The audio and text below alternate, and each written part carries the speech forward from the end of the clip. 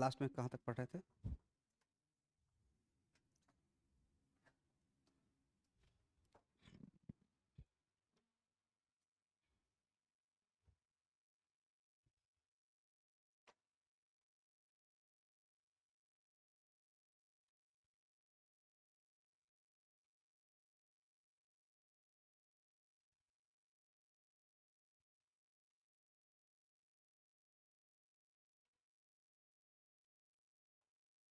Halogen derivative cover हो गया मेरे साथ। अब तो उसका रिएक्शन तो समझ में आ गया होगा। एलो फॉर्म का भी समझा दिए थे, बट जो कंक्लूजन थे उसको जरूर रट के रखिएगा। 1 डिग्री अल्कोहल कौन सा path, 2 degree alcohol, 3 degree alcohol, वो सब की पॉइंट है।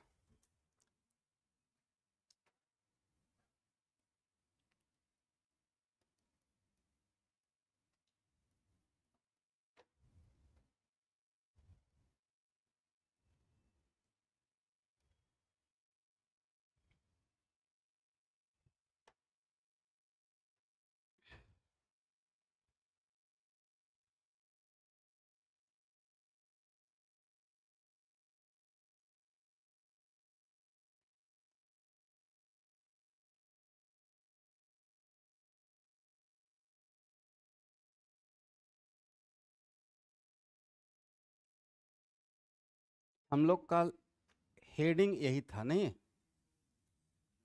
Substituent effect in SEAR path, right. बस वहाँ पे एक एक लाइन लिखकर सिर्फ छोड़ दिया था, एग्जाम्पल नहीं लिया था। मैंने ये बोला था कि कोई भी डोनर ग्रुप और बेंजीन में कोई डोनर लगा हुआ रहे तो रिएक्शन को दो तरीके से फ़ायदा पहुंचाएगा, फास्ट करेगा। पहला क्या है? इलेक्ट्रॉन डेंसिटी बढ़ाएगा, और दूसरा प्रोड्यूस कार्बोकैटायन को स्टेबलाइज करेगा। और उसका जस्ट उल्टा एक्सेप्टर इलेक्ट्रॉन विड्रॉइंग ग्रुप के लिए क्या बोला था? कोई भी इलेक्ट्रॉन विड्रॉइंग ग्रुप भी दो तरीके से रिएक्शन को स्लो कर देगा। पहला क्या था? It decreases electron pi electron density in the ring, at the same time it also decreases the stability of produce carbocation, right. But उसका अगर एग्जाम्पल के साथ अगर प्रूफ कर दें तो अब सब्स्टिट्यूएंट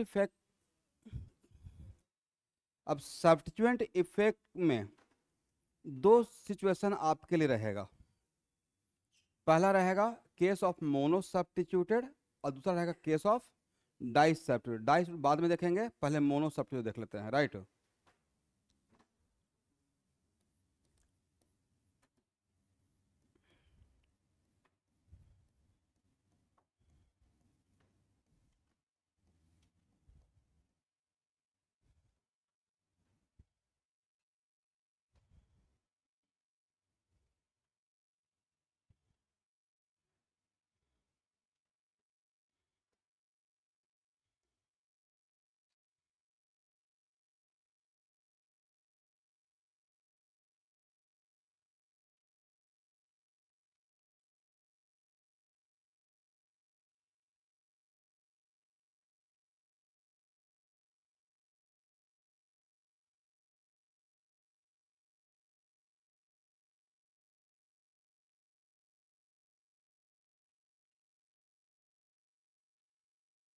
थोड़ा जल्दी से लिखते रहिएगा।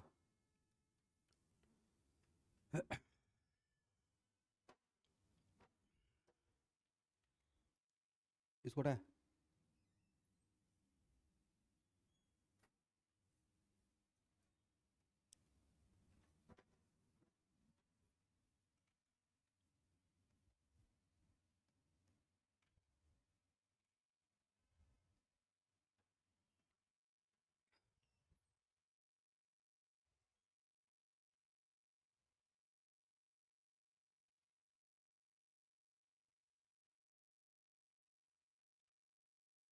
यहाँ देखिए,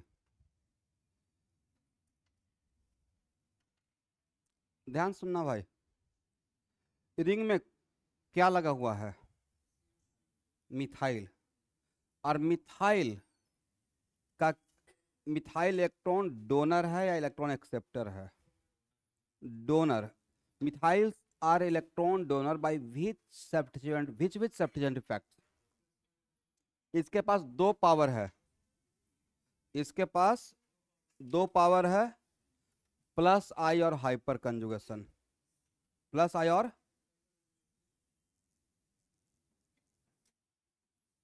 प्लस आई भी है और हाइपर कंजुगेशन भी है। तो जहाँ पे प्लस आई और हाइपर कंजुगेशन दोनों होते रहेगा तो मेन ड्राइविंग फोर्स क्या रहेगा? Hyper conjugation. बोलिए यस।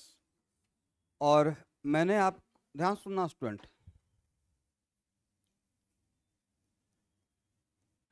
और आपको रेजोनेंस भी पढ़ा चुके हैं और हाइपर कंजुगेशन भी पढ़ा चुके हैं, और बहुत क्रिस्टल क्लियर ये बोला गया है कि रेजोनेंस या रेजोनेंस के जैसा प्रोसेस अगर बेंजीन रिंग के साथ होता है तो उसका इफेक्ट या इम्पैक्ट दो ही पोजीशन पर नजर आता है, ऑर्थो एंड पैरा, राइट। तो यहां से इसके वजह से रिंग में इलेक्ट्रॉन का फ्लो बाहर से रिंग में हो रहा है, बट इसका मेजर इफेक्ट कौन कौन सा पोजीशन पे आएगा? Ortho and para. एक स्टेप लेकर देखें, यहां देखिएगा, करेक्ट। और जहां तक मुझे याद है कि इसका मैं टोटल नंबर ऑफ NBRS भी आपको काउंट करवाया था। अब बोला था कि 5 + 3 + 3 11 होगा, 2 रिपीट होने लगता है, राइट। तो ये यहाँ पूरा ड्रॉ नहीं करूँगा, ये ऑलरेडी सिखा चुके हैं। जो मैं बोल रहा हूँ उसको कॉन्फिडेंस देने के लिए।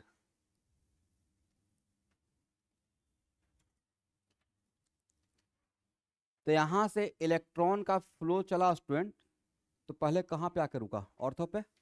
अब ये दोबारा चलेगा तो कहाँ पे आकर रुकेगा? और यहाँ पे जब आएगा तो ये यहाँ चलेगा तो कहाँ पे आकर रुकेगा? Ortho. This is the only वजह कि रेजोनेंस या रेजोनेंस को जैसा प्रोसेस, तो रेजोनेंस हो गया प्योर रेजोनेंस, और रेजोनेंस का जैसा प्रोसेस जब भी बोलते हैं मतलब हाइपर कंजुगेशन, मतलब नो बॉन्ड रेजोनेंस, उसका इफेक्ट कहाँ पे नजर आएगा? ऑर्थो एंड पैरा पे। इतना बात समझ में आ गया है? तो ये डोनर है, ध्यान सुनिएगा, और डोनर है यहाँ पे इसका कैरेक्टर, ध्यान से सुनना भाई सब लोग। इसके पास दो पावर है, प्लस आई और हाइपर कंजुगेशन। यहाँ फोकस रहना स्टूडेंट एकदम से, ठीक है। अब तो कम से कम पढ़ लो भाई 3-4 महीना अच्छे से। प्लस आई और हाइपर कंजुगेशन, अभी भी टाइम है, कम बैक कर सकते हो। प्लस आई और हाइपर कंजुगेशन, करेक्ट। तो यहाँ पे किसके अकॉर्डिंग मेरा थॉट चलेगा? Hyper conjugation. हाइपर कंजुगेशन की वजह से यहाँ पे जब तक बेंजीन में कोई ग्रुप नहीं लगा हुआ था, then all double bonded carbon are same type, right. तो किसी कार्बन के थ्रू इलेक्ट्रोफाइल को इलेक्ट्रॉन डोनेट कर सकते थे, बट यहाँ पे मिथाइल लगने की वजह से अब क्या ऑल पोजीशन आइडेंटिकल है? ये है ऑर्थो है, ये मेटा है, क्या है? पैरा है। तो इस पोजीशन को छोड़कर how many different type of position? जल्दी से बोला करो भाई, how many different type of position? 3। Ortho, meta and a ortho, या ऑर्थो सेम, ए मेटा और a meta, then how many different type of position? तो जितना डिफरेंट टाइप का पोजीशन रहेगा उतना मैक्सिमम हम लोग क्या करते हैं, कॉमन डायलॉग में आप रिपीट करते हैं, whenever we confuse form carbocation and see the stability of carbocation.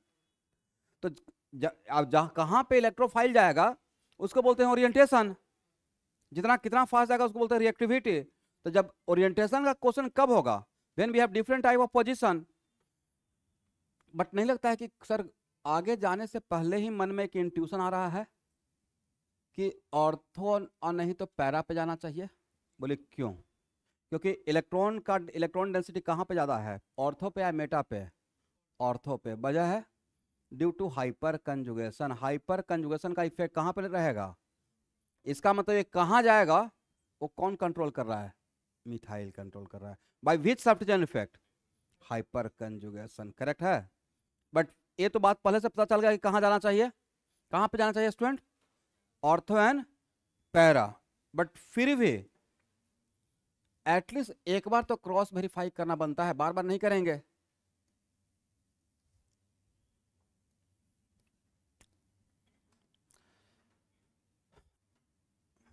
इसको हटाएं स्टूडेंट। अब देखिए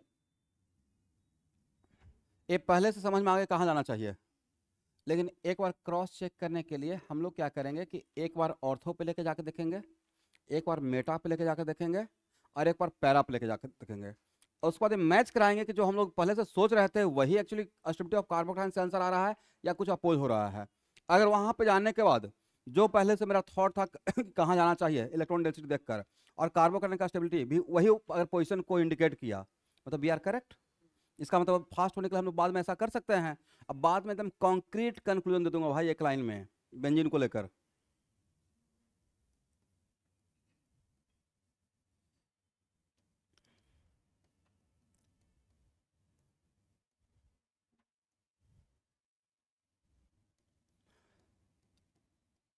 अगर पाई इलेक्ट्रॉन ऑर्थो पोजीशन के थ्रू अगर डोनेट किए, करेक्ट, तो पॉजिटिव चार्ज कहाँ बनेगा? ये 2 इलेक्ट्रॉन था, उसमें इस कार्बन का इस कार्बन का था, दोनों इलेक्ट्रॉन किसके थ्रू दे दिए?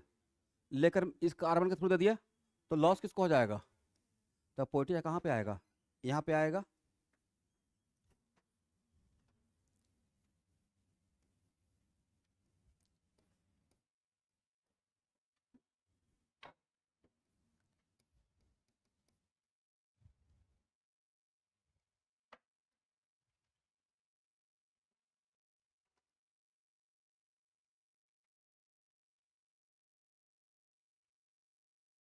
बोलिए, मैंने पाई इलेक्ट्रॉन किसके थ्रू दिया? यहाँ पे किस कार्बन के थ्रू? ऑर्थो। यहाँ पे किस कार्बन के थ्रू? अरे एक मिनट, दोनों में कॉमन बात क्या?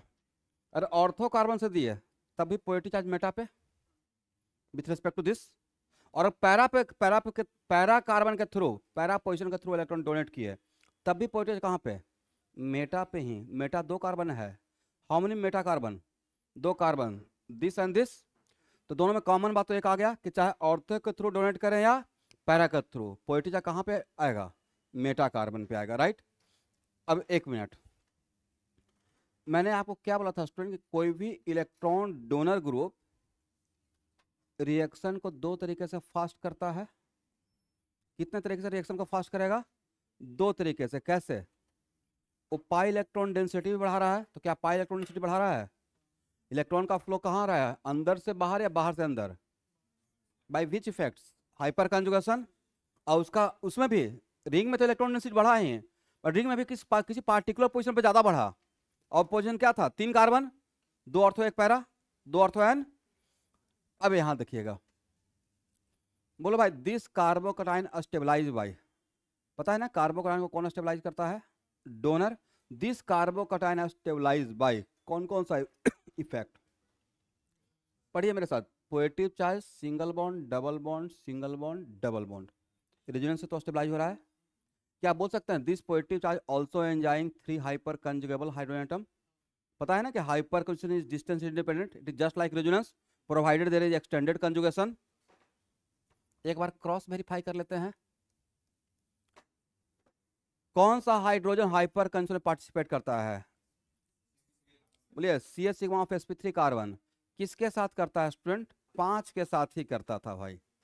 अल्कीन, अल्काइन, कार्बोकटाइन, फ्री रेडिकल और बेंजीन। करेक्ट है। यहां देखिए, पढ़िए, CH sigma, single bond, double bond, single bond, double bond, single bond, ये आपस में कंजुगेशन में है या नहीं है? है। तो क्या बोल सकते हैं कि this positive charge stabilise by hyperconjugation as well as resonance. This hyperconjugation enjoy कर रहा है नहीं कर रहा है? कर रहा है। करेक्ट है। दोनों तरीके से फायदे हो गया स्टूडेंट। मैंने जो यहाँ सोचा कि इलेक्ट्रोफाइल को ऑर्थो पे जाना चाहिए, क्यों? क्योंकि यहाँ पे निगेटिव चार्ज डेंसिटी ज़्यादा था, तो वो पहले से इंट्यूशन था। क्रॉस वेरीफाई भी कर लिया कि अगर ऑर्थो पे लेके जाएंगे तो जो पॉजिटिव मेटा पे बनेगा वो इसके साथ हाइपर कंजुगेशन रिलेटेड रहेगा, कंजुगेशन में आ जाएगा। करेक्ट है। तो 2 तरीके से फायदा हो गया। पैरा पे, क्योंकि पहले से मेरा इंट्यूशन क्या है कि कहाँ कहाँ पे इलेक्ट्रॉन डेंसिटी ज़्यादा है, ऑर्थो एंड पैरा। ऑर्थो का तो चेक कर लिया, पैरा पे अगर लेकर गए हैं तो पॉजिटिव चार्ज यहाँ बना है। क्या बोल सकते हैं? This positive also enjoying 3 hyperconjugable. Conjugation check कर लो भाई, पढ़िए मेरे साथ। CH sigma, single bond, double bond, single bond, positive charge conjugation में आया या नहीं आया? आ गया।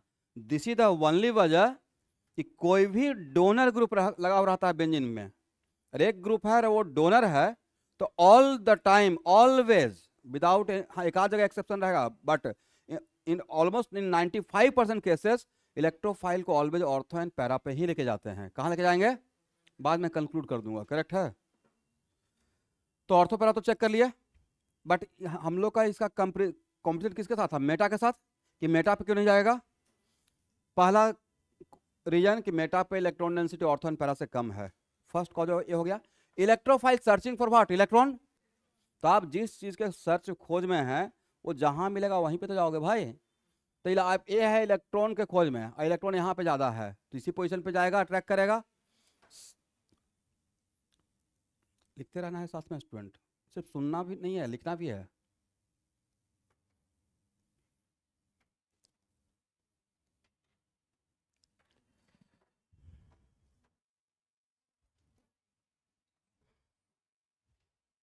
अभी बहुत एग्जाम्पल लूंगा, समझ में आ जाएगा, बस एक पेज छोड़ दीजिए।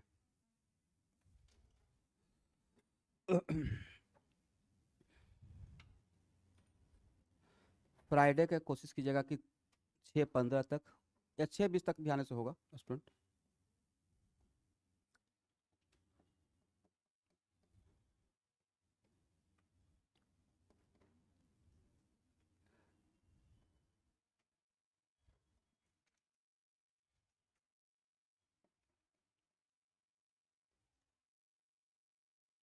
एक मिनट, मैंने इलेक्ट्रोफाइल को कहाँ पे लेके गया? मेटा। तो पोएटिचा कहाँ पे आना चाहिए? या तो ऑर्थो पे आएगा, नहीं तो पैरा पे आएगा। अगर इस मेटा पे लेके जाते तो पैरा पे आता, इस मेटा पे लेके गए तो ऑर्थो पे आएगा। अब बोलो भाई, is it this positive charge involve in hyperconjugation with all this 3 hyperconjugable? Conjugation check करते हैं। देखिए, this positive charge stabilize by resonance, resonance में है, पढ़िए, positive charge single bond double bond single bond double bond, but hyperconjugation में involve है या नहीं है? आउट ऑफ कंजुगेशन हो गया है, चेक कर लेते हैं। पढ़िए, C H sigma single bond 2 gap हो गया, लेकिन दोनों तरफ से चेक करना है, हो सकता है इधर से आके हो जाए क्योंकि डिस्टेंस इंडिपेंडेंट है। C H sigma single bond double bond single bond double bond single bond, मतलब कंजुगेशन में, इसका मतलब जब मेटा पे जाएगा तो हाइपर कंजुगेशन का एंजॉय नहीं करेगा। तो अब बोलो भाई, इस कार्बोकैटायन इसमें और इसमें कौन ज्यादा stable? Less stable, more stable. इसमें मोर स्टेबल और लेस स्टेबल। तो अब बताइए, इलेक्ट्रो कोई भी अगर हाइपर कंजुगेशन करने वाला ग्रुप अगर बेंजीन पे लगा रहेगा तो आज के बाद इलेक्ट्रोफाइल को कहाँ पे लागू करेंगे? Ortho and para. उससे क्या फायदा होगा कि वो इलेक्ट्रॉन डेंसिटी तो बढ़ाएगा ही बढ़ाएगा, और ऑर्थो एंड पैरा पे लेके जाएंगे तो प्रोड्यूस कार्बोकैटायन को भी हाइपर कंजुगेशन से स्टेबलाइज करेगा। करेक्ट है? करेक्ट। इसको हटाएं स्टूडेंट, इसका मतलब ए नहीं होगा और ए दोनों होगा। हो गया यहां तक? तो एक लाइन मेरी तरफ से लिख लीजिए। if any hyper conjugable group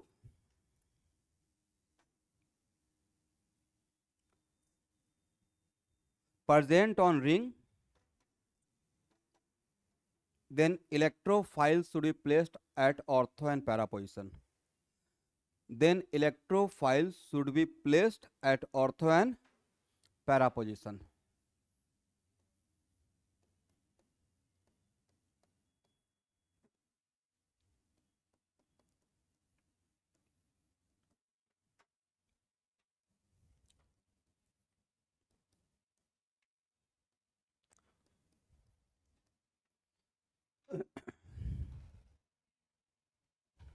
अब एक मिनट ध्यान सुनिएगा स्टूडेंट,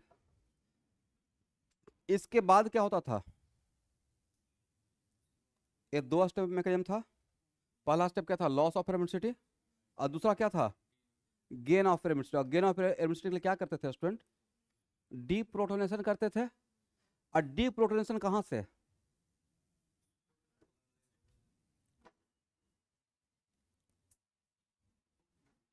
एक मिनट, इसी को तो सब्स्टिट्यूट करने के लिए आ रहा है। तो जहां पे इलेक्ट्रोफाइल आता है वहां के ही हाइड्रोजन को डिप्रोटेशन करना है, दूसरे जगह अदरवाइज सब्स्टिट्यूशन रिएक्शन का डिफरेंशियल सेटिस्फाई होगा। उसमें क्या होता है? एक सिग्मा बॉन्ड ब्रेक होता है, एक ओल्ड सिग्मा बॉन्ड ब्रेक होता है, तो यहाँ का सिग्मा बॉन्ड ब्रेक होगा तो यहाँ पे ही बनेगा। तो अभी तो यहाँ पे बन गया पहले, तो ब्रेक तो अभी हुआ नहीं है। तो डीप्रोटोनेशन के लिए क्या लेके जाते हैं? बेस लेके जाते हैं। वो यहाँ से कहाँ से एच लेगा? यहाँ से क्या लेगा बोलिए? एच लेगा या एच प्लस, और बनेगा क्या? Minus. Minus plus becomes what?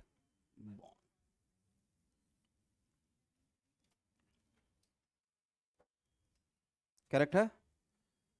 Okay. अब बार बार ऐसे मैकेनिज्म नहीं ड्रॉ करूंगा भाई, बाद में जब प्रॉब्लम सॉल्व करते रहेंगे ध्यान से देखिएगा। तो डायरेक्ट ये कोई इलेक्ट्रोफाइल है, डायरेक्ट ऐसे दिखाया दिया जाएगा, दिस प्लस दिस। मैकेनिज्म तो एक बार ड्रॉ किया जाता है, प्रॉब्लम बार बार, एग्जांपल तो बहुत सारा रहेगा। अब बोलो भाई, ये दोनों बनेगा, ये दोनों एक दूसरे का क्या, बोलिए आइसोमर। कौन सा आइसोमर? पोजिशनल। कौन सा आइसोमर रहेगा? पोजिशनल। अब इसमें और इसमें इन जनरल कौन ज्यादा कौन कम? स्लाइटली, ये स्लाइटली ज्यादा रहेगा,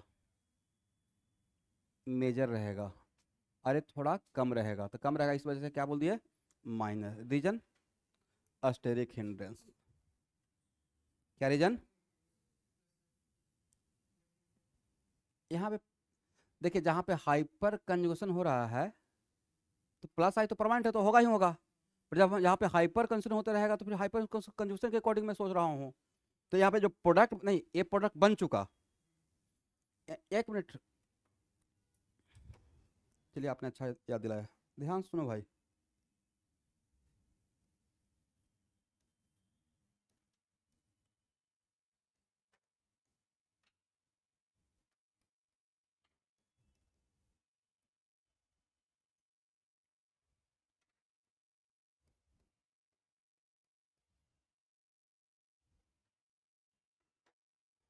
बोलिए,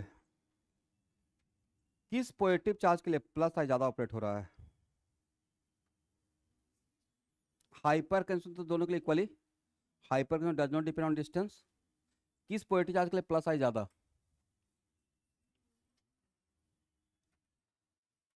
यहाँ देखिए, एक पॉइंट था, resonance also effect inductive effect. ऐसा लग रहा होगा, अच्छा डिस्टेंस भाई तो कॉमन ही है ना, डिस्टेंस भाई तो क्या है? कॉमन है। फिर भी ये पॉजिटिव चार्ज आपको लग रहा है कि यहाँ पे है, ये एक्चुअली यहाँ पे है। बोले क्यों? रेजोनेंस के वजह से। ये पॉजिटिव चार्ज यहाँ पे लोकलाइज्ड है या यहाँ भी है और यहाँ भी है? तो ये पॉजिटिव चार्ज सिर्फ इसी कारण पे है या यहाँ भी है? ये डायरेक्ट इस कारण पे गया हुआ है भाई, ये मैं पढ़ाया था पिछले क्लास में। और रेजोनेटिंग स्ट्रक्चर ड्रॉ किए थे व्हीलन इंटरमीडिएट का, और 3 आरएस था। पहले यहाँ से पॉजिटिव, आफ्टर वन रेजोनेंस यहाँ आएगा, और फिर आफ्टर वन रेजोनेंस, तो यहाँ देखना है, ये भी नहीं बोलना है कि सर यहाँ से 2 बॉन्ड के डिस्टेंस पे है, डायरेक्टली इसी कार्बन पे है। और इस कार्बन पे कौन लेकर गया है? रेजोनेंस का प्रोसेस। तो डायरेक्ट एंजॉय कर रहा है प्लस आई का। करेक्ट है? तो यहाँ पे प्लस आई से कोई फर्क, दोनों के लिए इक्वल है, ऑलमोस्ट दोनों के लिए सेम है। तो यहाँ पे उसके बाद भी अगर मैं बोल रहा हूँ, यहाँ देखिए, उसके बाद भी अगर बोल रहे हैं कि ए ज्यादा बनेगा एक कम बनेगा, तो उसके पीछे का फोर्स क्या रहेगा? Yes, steric hindrance. यहाँ पे क्या रहेगा? थोड़ा स्टेरिक रिपल्सन रहेगा, दोनों पास पास है। और यहाँ पे क्या रहेगा? डिस्टेंस है, तो अमाउंट में थोड़ा ज़्यादा रहेगा, ये कम रहेगा। तो in general ortho and para product में पैरा प्रोडक्ट स्लाइटली ज़्यादा होता है with respect to ortho, due to what? Steric hindrance. ठीक है, ये लिख लीजिए।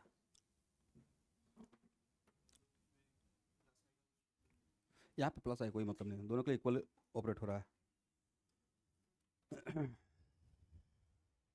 ये हो गया? थोड़ा फास्ट लिखेगा स्टूडेंट। हो गया? थोड़ा देर के बाद बंद कर देंगे कैसे? दो ठंडा में 2 AC चलने कोई मतलब नहीं है। क्या बोले? हो गया एवरीवन? अब बार बार हाइपर कंजूसन के लिए ऑर्थोपैरा नहीं बोलते रहूंगा, एक एग्जांपल लेके मैंने प्रूफ कर दिया, कंक्लूड कर देंगे। ठीक है? अब यहां देखो भाई,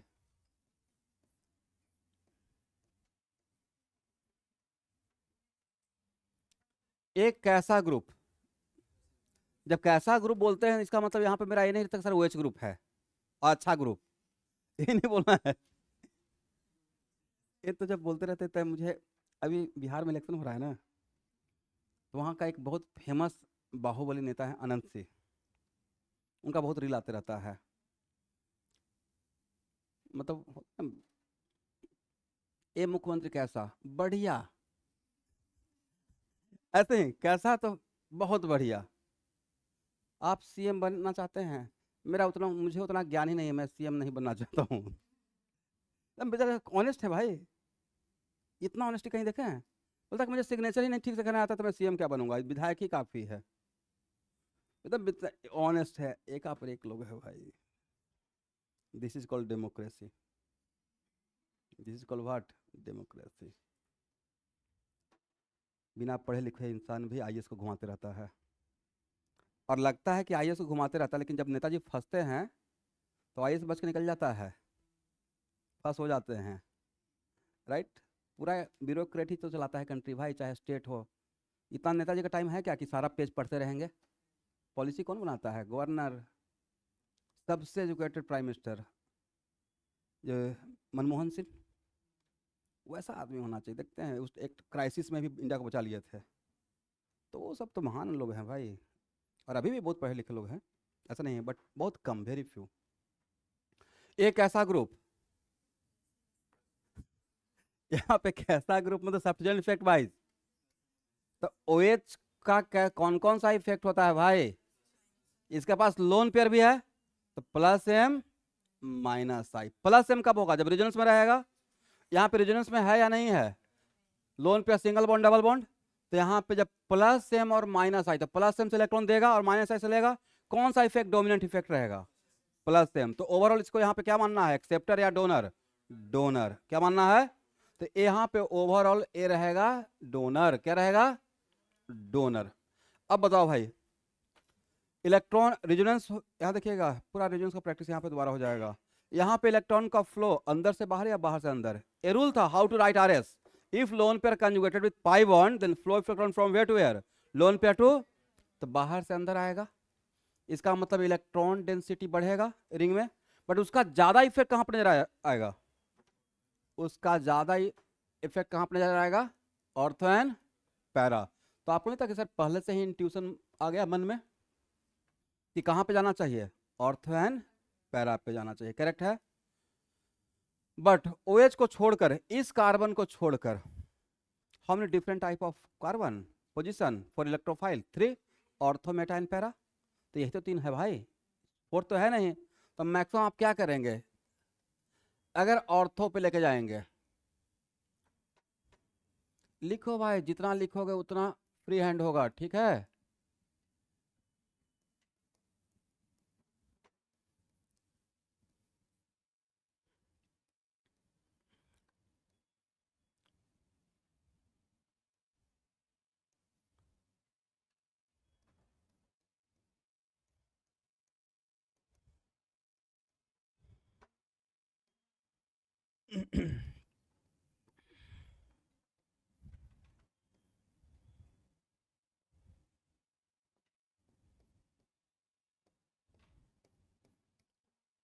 एक मिनट,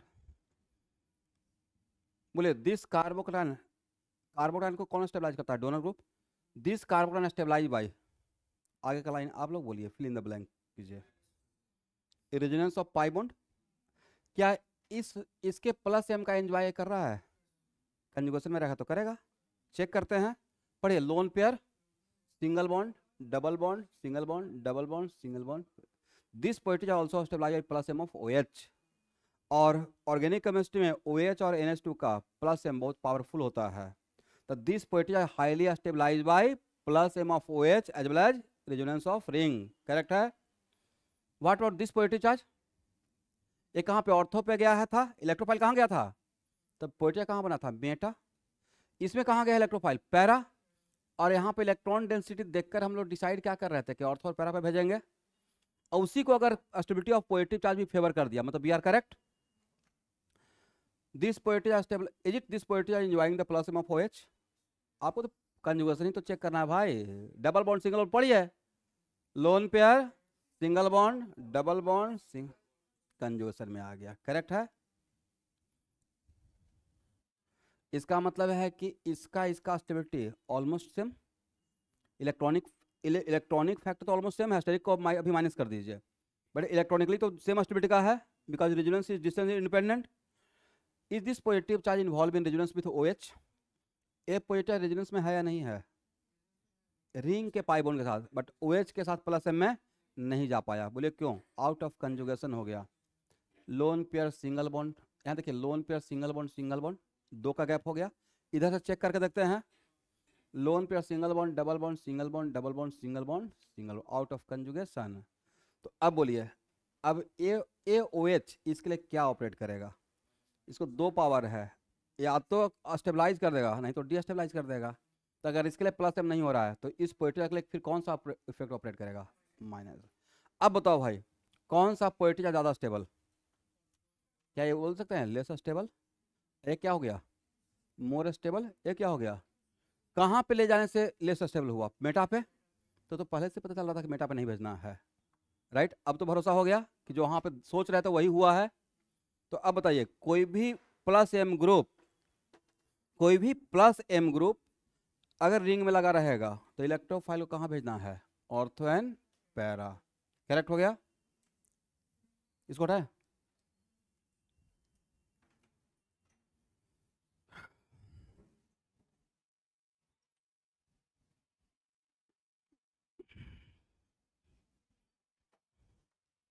देखिए, if any plus M group present on ring, if any plus M group present on ring,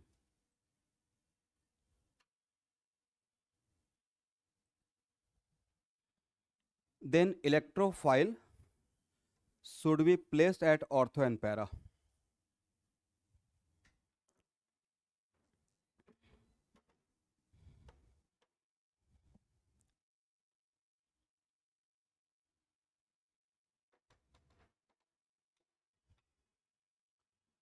student, D block element का प्लेलिस्ट फाइल शेयर कर दिया हूँ, जरूर देखते रहिएगा। और एवरी वीक में जो वीक में पढ़ाते रहेंगे उसको उसी वीक में कवर करते चलिए, बाद में जमा हो जाएगा। इंजीनियरिंग जानते हैं कितना इंटरेस्टिंग है, लेकिन मैं उसको इंटरेस्टिंग बनाने की कोशिश किया हूँ। और वो NCERT में कुछ है ही नहीं, डी ब्लॉक में वेरी फ्यू रिएक्शन है। मैं जो पढ़ा रहा हूँ उसमें बहुत कंटेंट मिलेगा आपको, वो सुपर सेट हो जाएगा आपके लिए, और मेडिकल वाले बच्चों के लिए तो वरदान हो जाएगा। ज़रूर देखिएगा, ठीक है? तो सब कुछ एकदम सजा के पढ़ा रहा हूँ। कॉपर अलग, सिल्वर अलग, जिंक अलग पढ़ाऊँगा, मरकली अलग पढ़ाऊँगा, कैड, उसके बाद लेड अलग पढ़ाऊँगा, टीन अलग पढ़ाऊँगा। तो जितना भी मेटल है, हेवी मेटल, सब एक साथ पढ़ा दूंगा। KMnO4 अलग पढ़ाऊँगा, K2Cr2O7 अलग पढ़ा दूंगा। और उसमें बहुत ट्रिक, मतलब शॉर्टकट ट्रिक बताते रहूँ चल रहा हूँ, तो ज़रूर एक बार देख लीजिएगा, हैव ए लुक, ठीक है? वो ग्रुप में शेयर किया हुआ है, व्हाट्सअप फॉलो करते रहिए। कभी कभी कैटलिस्ट का मैसेज भी देखिए। 12th न्यू बैच में शेयर किया है, शेयर हुआ है ना, तो वहाँ से सेव करके रख लीजिएगा। बार बार शेयर नहीं करूँगा, वो प्लेलिस्ट फाइल है, उसमें अपने आप अप टू डेट होते रहेगा। एक ही, इसलिए मैंने एक ही बार प्लेलिस्ट फाइल शेयर कर दिया। हो गया? अभी तो इतना क्लास दे दिए हैं बच्चों को, क्लास का ओवरफ्लो हो गया है। 4 क्लास और 2 6 क्लास और 2 8 क्लास, 2 संडे 2 मंडे, 4 हो गया। एक फ्राइडे एक सैटरडे और 2 थर्सडे। थर्सडे को तो एक्स्ट्रा बुला रहे हैं, आप लोग नहीं आ रहे हैं, बट बुला तो रहे हैं, मैं तो टाइम दे रहा हूँ। 8 क्लास हो रहा है, और कितना क्लास पढ़ा सकते हैं? और आपको लग रहा है कि आपके लिए कर रहा हूँ, आपके लिए नहीं कर रहा हूँ भाई, खुद के लिए कर रहा हूँ। सिलेबस ऑन टाइम खत्म करेंगे, और आपको अच्छा अगर बोर्ड में मार्क्स दिलवा दिए या एंट्रेंस में अच्छा करवा दिए, तब जरूर कुछ ना कुछ तो सहानुभूति रहेगा कैटलिस्ट के लिए। एक दो बच्चा तो जरूर कमेंट कर दिएगा कि भाई ज्वाइन कैटलिस्ट। नहीं, एक्चुअल में प्रेशर रहता है। आप मेरे जगह पे अगर सच में पढ़ाना चाहते हो तो बहुत प्रेशर है, क्योंकि अच्छे से पढ़ाना चाहोगे तो कंटेंट ज़्यादा देना चाहोगे, सब कुछ बोलना चाहोगे, तो उस केस में syllabus is so vast. Shortcut से चलना चाहोगे तो NCERT का रिएक्शन देखकर पढ़ा दीजिएगा। NCERT का हेलोजन डेरिवेटिव देखिए ना, बहुत कम है, कुछ है ही नहीं।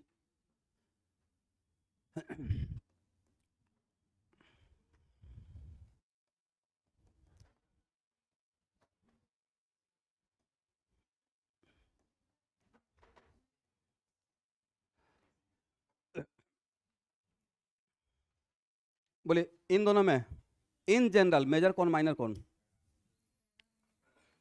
अगर एस्टेरिक फैक्टर का बात करेंगे तो क्या रहेगा? ज़्यादा रहेगा इन जनरल, और ये क्या रहेगा? कम रहेगा। बट इसके बीच में बहुत ज़्यादा का डिफरेंस नहीं रहता स्टूडेंट, इन जनरल 60-40 ऐसा कुछ रहता है, बट ये परसेंटेज मत लिखिएगा।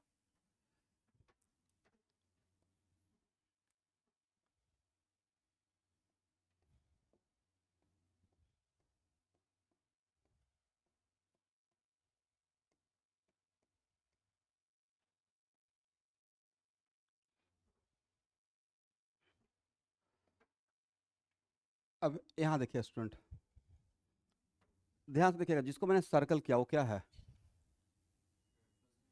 टर्सरी ब्यूटाइल, क्या बोल सकते हैं, प्योर अल्काइल। प्योर अल्काइल उसको बोलेंगे जिसमें प्योर अल्केन से, not hello alkane, hello alkane से हाइड्रोजन हटाएंगे तो हेलो अल्काइल कहलाएगा, जो कि माइनस आयु रहेगा। अल्केन से अगर हाइड्रोजन हटाएंगे तो क्या होगा, प्योर अल्काइल। यहाँ देखो भाई, इस ग्रुप के पास how many hyperconjugable, 0, there is no hyperconjugable, तो इसको क्या बोल सकते हैं, प्योर प्लस आई। प्योर, मैं जानबूझ के प्योर प्लस आई लिया हूँ, राइट।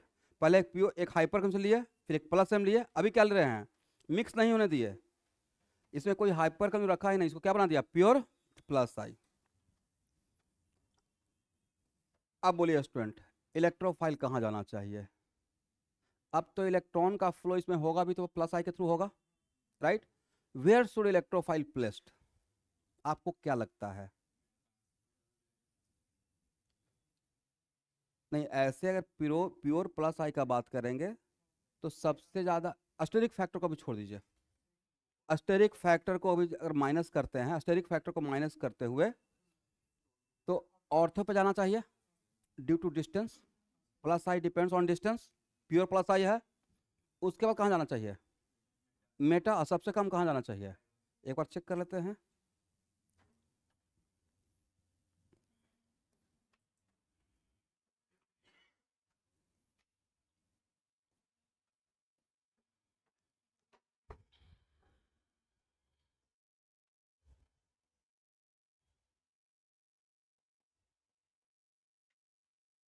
कहाँ पे लेके गया स्टूडेंट, ऑर्थो पे। पोएटिका कहाँ बनेगा, मेटा पे।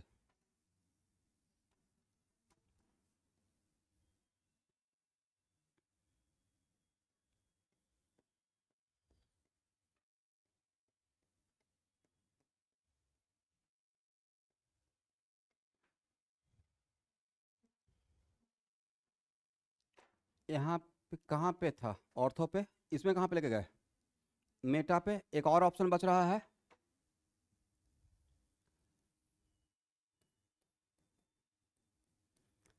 अगर आप लोग समझ गए हैं स्टूडेंट तो डायरेक्ट यहाँ पे ऐसे दिखा दें, ताकि इसी पेज में मुझे समझाने में आसान हो जाएगा। प्लीज़ बोर्ड पे देखते रहो भाई, आज का क्लास बहुत इंपॉर्टेंट है। एक मिनट, हम लोग का इंट्यूशन क्या कह रहा था स्टूडेंट कि सबसे ज़्यादा ऑर्थो पे जाना चाहिए, उसके बाद मेटा पे, और सबसे कम पैरा पे। कुछ आवाज़ हो रहा है क्या, जब बारिश हो रहा है। एक कहावत सुने हैं कि पास होकर भी दूर है, होता है ना कि, अरे भाई सच में, एक ही घर में दो लोग रहिए ना, एक दूसरे को देखते देखते इरिटेशन हो जाएगा, झगड़ा होते रहेगा, राइट। उस एक्चुअल में होता है, कितना भी आपका अपने हैं, तो ये एक्चुअल में फिट बैठता है, पास होकर भी दूर हैं, और दूसरा दूर होकर भी पास हैं। एक मिनट, अरे एग्जैक्ट, यहाँ देखिए भाई, ये मैं यहाँ से रिलेटेड बात कर रहा हूँ। बोलो भाई, ये है प्योर प्लस आई, प्योर प्लस आई। इस पॉजिटिव चार्ज में, इसमें और इसमें, इस पोजीशन से जहां पे टर्सरी ब्यूटाइल लगा हुआ है, कौन ज्यादा दूर है, लग रहा है ज्यादा दूर है, बट ये एक्चुअली में इसके पास है। बोले क्यों, ये रेजोनेंस, ये दूर होकर भी यहाँ पास में है, लग नहीं रहा था देखने से, राइट। तो इसको दूर होकर पास किया, कौन ले आया, रेजोनेंस। अब बताए थे ना, resonance also effect inductive effect. तो मैंने बताया था कि कोई भी अगर प्योर प्लस आई ग्रुप है और वहाँ पे रेजोनेंस भी हो रहा है, तो उसका फेसिंग एटम पे रेजोनेंस का इफेक्ट देखना है। तो एक्चुअल में इसका, एक मिनट, क्या आप ये बोल सकते हो कि इसका plus I a pure plus I है, इसका सबसे ज्यादा इफेक्ट तो इस कार्बन पे आएगा। सबसे ज्यादा इफेक्ट कहाँ आएगा? यहां से डोनेट करेगा। ये तो एकदम सबसे पास वाला कार्बन है। अगर मैं पॉजिटिव चार्ज को यहां पे ही लेकर आ जाऊं तो सबसे ज्यादा पॉजिटिव चार्ज एंजॉय करेगा प्लस आई का। अरे यहाँ पे ही है। बोले क्यों? रेजोनेंस के वजह से। तो रेजोनेंस ने क्या किया? दूर होते हुए भी इसको खींचकर कहाँ ले आया? यहाँ पे आया। तो क्या इसका लिए कोटेशन सही था कि दूर होकर भी पास है? और दूर होकर पास किसने किया? Process of resonance. अब एक मिनट, ये लग रहा है, यहाँ देखिएगा ए पॉजिटिव चार्ज, ध्यान से देखो भाई, यहाँ पे है लेकिन डायरेक्टली यहाँ भी है, राइट। ए पॉजिटिव चार्ज क्या डायरेक्टली यहाँ है? तो पास होकर भी दूर है इससे। और कौन दूर कर रहा है? रेजोनेंस। जैसे ही रेजोनेंस करेगा तो यहाँ पे आ जाएगा। कभी भी इस कारण पे आ पाएगा? नहीं आ पाएगा। तो अब बोलिए प्लस आई का एंजॉय ज़्यादा कौन करेगा? ए पॉजिटिव करेगा या ए करेगा? ए करेगा। Then what the conclusion? क्या ज्ञान मिला यहाँ से कि अगर सर प्योर प्लस आई भी रहेगा, नॉट हाइपर कंजुगेबल, तब भी ऑर्थो एंड पैरा पे ही लेके जाएंगे। तब भी कहाँ लेके जाएंगे? अदरवाइज क्या लगता है कि ऑर्थो पे जाएगा, फिर मेटा पे जाएगा, फिर पैरा पे जाएगा। बट मैंने यहाँ पे ऐसा डायग्राम ड्रॉ करके प्रूफ कर दिया। और इसके पीछे का मेन वजह क्या रहा? जो अंदर में रेजोनेंस हो रहा है। तो यहाँ पे होते हुए भी यहाँ ये सिर्फ यहाँ पे है या यहाँ यहाँ यहाँ तीनों जगह पे है? तीनों जगह पे है। आर एस ड्रॉ करेंगे तो हाइपर कंजुगेशन रहेगा, हाइपर कंजुगेबल ग्रुप रहेगा, तब कहाँ जाएगा? Ortho and para. प्लस में रहेगा तो कहाँ जाएगा? Ortho and para. अब प्योर प्लस आई रहेगा तो कहाँ जाएगा? Then what the conclusion? कोई भी डोनर रहेगा भाई, आज के बाद कोई भी बेंजीन में डोनर ग्रुप रहेगा। डोनर क्या हो सकता है? प्योर प्लस आई, हाइपर या प्लस एम। हर केस में कहाँ भेजना है? इन जनरल ऑर्थो एंड पैरा पे। यहाँ पे आपको डाउटफुल रहता है, यहाँ पे कंफ्यूजन रहता, क्योंकि हाइपर कंजूशन और रिजोनेंस में कंफ्यूजन नहीं रहता। यहाँ पे पक्का रहता कि तो प्योर प्लस आई है, हाइपर कंजूशन नहीं हो रहा है। तो यहाँ पे तो आप डिस्टेंस फैक्टर देखना स्टार्ट करते हैं। बट वो डिस्टेंस फैक्टर देखे, लेकिन फिर भी अंदर में एक ऐसा मैकेनिज्म हो रहा था जिसके वजह से कहाँ पे जा रहा था पॉजिटिव चार्ज? जहाँ पे लगा हुआ है वहीं पे आ रहा था, राइट। और वो कब आ रहा था? जब ऑर्थो एंड पैरा पे इलेक्ट्रोफाइल जा रहा था। तो क्या कॉन्क्रीट कंक्लूजन कर दें? लिखिए।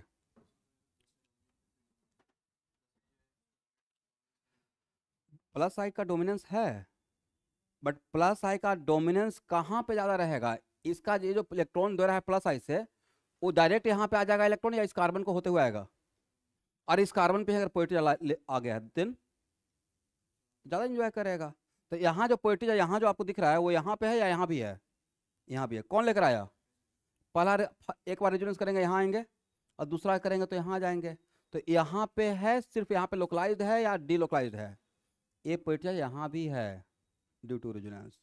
तो इसका डोमिनेंस तो डायरेक्टली इसी कारण पे आना चाहिए, और मैं पोएटिया को यहाँ पे ही भेज दिया हूँ, तो ज़्यादा इंजॉय करेगा। करेक्ट। कंक्लूजन लिख लीजिए। इफ एनी टाइप ऑफ, मेरे तरफ से अब एकदम फास्ट हो जाएंगे।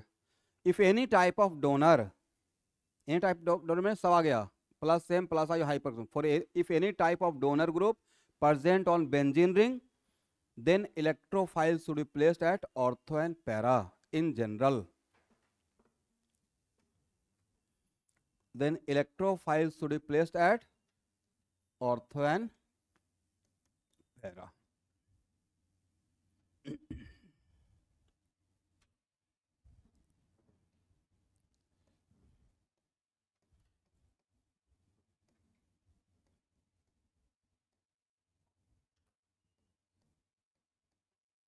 हाइपर कंजुगेशन का ग्रुप हो या प्लस आई का ग्रुप हो, राइट। इलेक्ट्रोफाइल को प्रूफ कर दिया स्टूडेंट, अब तो आप रट ही सकते हो मेरे ऊपर ट्रस्ट करके। डायरेक्ट अगर बोलते कि नहीं इसको लिख लीजिए तब अलग बात था, बट हर केस में मैंने प्रूफ कर दिया।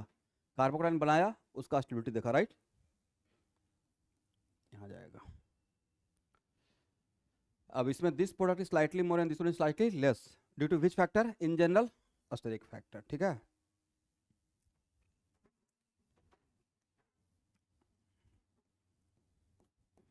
अब केस लिखिए। If any electron withdrawing group, पर इफ एनी इलेक्ट्रॉन विड्रॉइंग मतलब acceptor, if any electron withdrawing group present on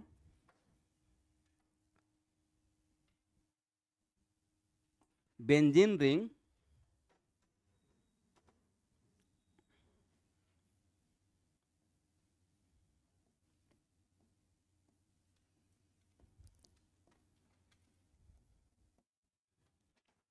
अब एक मिनट, इसका कंक्लूजन बाद में करेंगे।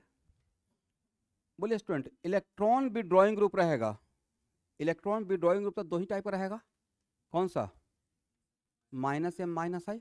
माइनस एम, पहले एक माइनस एम ग्रुप ले लिया। अल्डिहाइड ग्रुप कैसा ग्रुप है?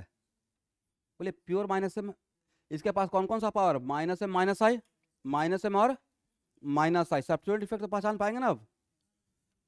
अब बोलिए, ये रिंग के साथ रेजोनेंस करेगा तो रिंग को इलेक्ट्रॉन डोनेट करेगा या रिंग से इलेक्ट्रॉन लेगा? नाम ही है माइनस एम, तो इलेक्ट्रॉन देगा या लेगा? तो इलेक्ट्रॉन का फ्लो कहाँ से कहाँ? रिंग से बाहर, तो इलेक्ट्रॉन का फ्लो बाहर हो रहा है, राइट। इसका भी इफेक्ट, तो इलेक्ट्रॉन का फ्लो अगर बाहर हो रहा है तो इसका भी इफेक्ट कहाँ पर नहीं रहता है? Ortho and para. Ortho and, इसका इफेक्ट क्या रहेगा स्टूडेंट? Positive charge. क्या रहेगा? क्या रेजोनेटिंग स्ट्रक्चर ड्रॉ करना पड़ेगा मुझे? क्या समझ में आ जाएगा स्टूडेंट?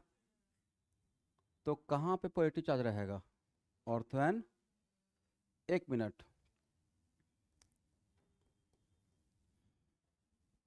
इलेक्ट्रोफाइल को रिंग पे भेजना है। इलेक्ट्रोफाइल सर्चिंग फॉर, तो where is more electron density now. यहाँ पे तो पॉजिटिव करेक्ट लगता है कि पॉजिटिव, यहाँ पे तो पॉजिटिव पे जाएगा। पॉजिटिव पॉजिटिव कुछ क्या होगा? Attraction repulsion. तो कहाँ पे इलेक्ट्रॉन डेंसिटी ज़्यादा है? यहाँ पे ज़्यादा है। फिर भी इसको, इस पोजीशन को छोड़कर how many different type of position? 3, ortho meta and para. एक काम करते हैं, इसको भी क्रॉस वेरीफाई कर लेते हैं। एक बार ऑर्थो पे भेजते हैं, एक बार मेटा पे भेजते हैं और एक बार पैरा पे। यहाँ से जो इंट्यूशन लग रहा है, यहाँ से तो पहले पता चल गया कि कहाँ जाना चाहिए, बट इसको क्रॉस वेरीफाई क्या कैसे करेंगे? कार्बोकटायन बनाएंगे और सीधा स्टेबिलिटी ऑफ कार्बोकटायन।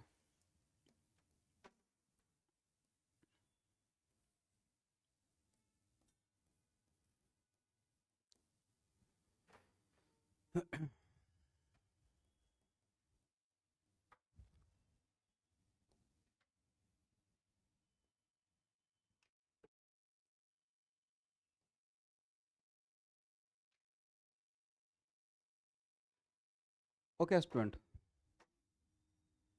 कौन सा कार्बोकटायन ज़्यादा स्टेबल और क्यों?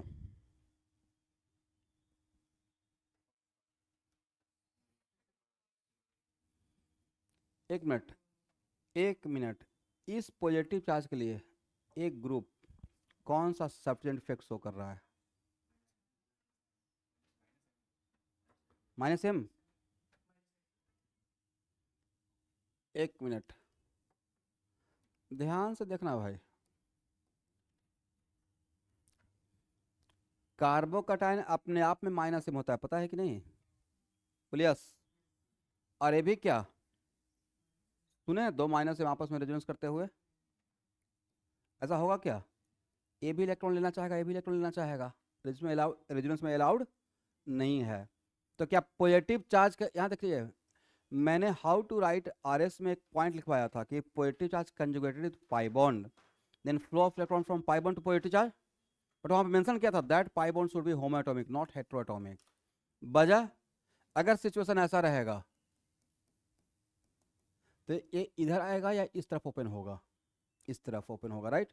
अगर ये इस तरफ ओपन हो रहा है तो इसके पास इलेक्ट्रॉन देने के लिए है क्या? नहीं है, तो रेजोनेंस होगा।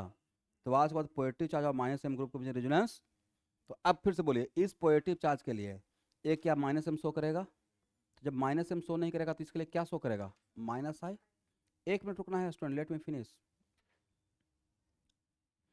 इस पॉजिटिव चार्ज के लिए क्या शो करेगा? माइनस आई। इतना बात एग्री है? इसका माइनस आई का इफेक्ट सबसे ज्यादा किस कारण पे होगा? अगर इसका किसी के लिए माइनस आई ही देखना है तो माइनस आई इस कारण पे इसका सबसे ज्यादा होगा। बोलिए यस। जिस कार्बन से डायरेक्टली अटैच रहेगा, करेक्ट है। ए पॉजिटिव चार्ज कहाँ पे है? कहाँ कहाँ पे है?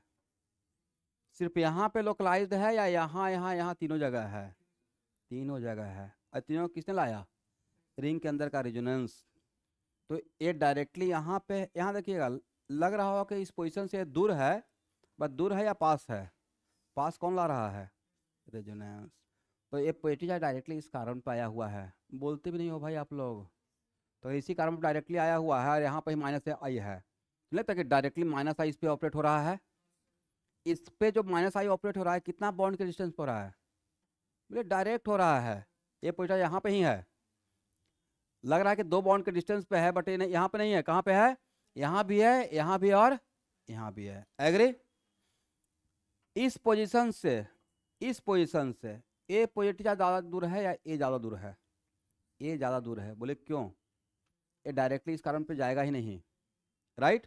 तो अब बोलिए किस पॉजिटिव चार्ज के लिए अल्डिहाइड ग्रुप का माइनस आई ज़्यादा ऑपरेट हो रहा है?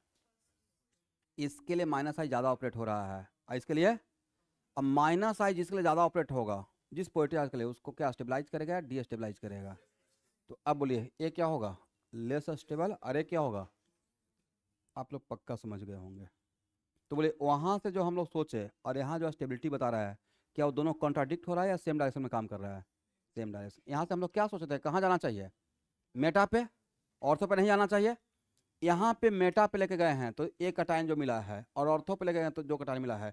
मेटा पे जब लेके गए हैं तो वो कटायन ज़्यादा स्टेबल है। तो हम लोग क्या करेंगे? Whenever we confuse form the carbocation and see the stability of carbocation. तो एक करेंगे और ए नहीं करेंगे। क्या पैरा पे लेके जाएंगे स्टूडेंट तो क्या चेक करने का रिक्वायरमेंट है? ऑर्थो पे लेके जाएं या पैरा पे लेके जाएं? कटायन तो कहाँ बनना था? मेटा पे। तो मेटा का तो प्रूफ कर ही चुके, हो गया। Then what is conclusion everyone? आज के बाद कोई भी इलेक्ट्रॉन भी ड्राइंग ग्रुप रहेगा, चाहे माइनस एम हो या माइनस आई हो, क्या हो? माइनस एम या, ऑलवेज कहाँ लेके जाना है? मेटा पे लेके जाना है। कहाँ लेके जाएंगे? लिख लीजिए मेरी तरफ से।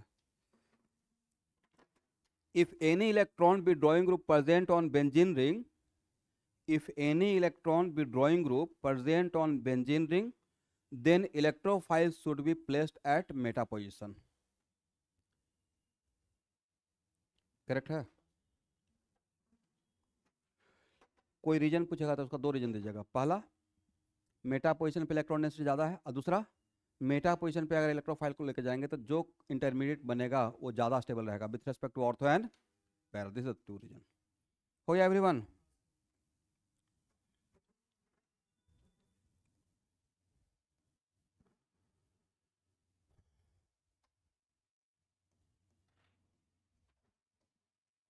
आप लोग सिर्फ मुझे ओरिएंटेशन बताते रहिएगा। इलेक्ट्रोफाइल को कहाँ लेकर जाएं?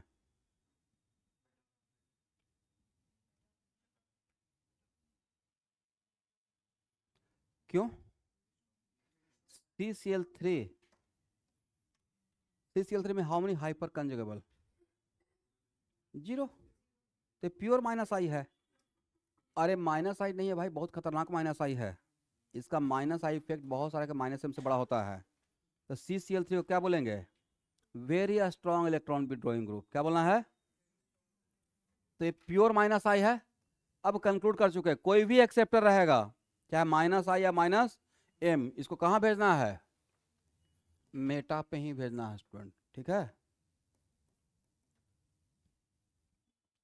डोनर रहेगा तो कहाँ भेजेंगे? Ortho and para. एक्सेप्टर रहेगा तो कहाँ भेजेंगे? मेटा। करेक्ट है?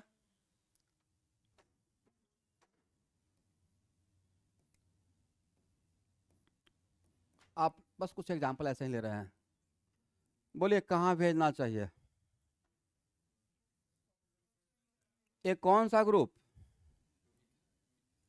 Ethyl. How many hyper कंजुगेबल?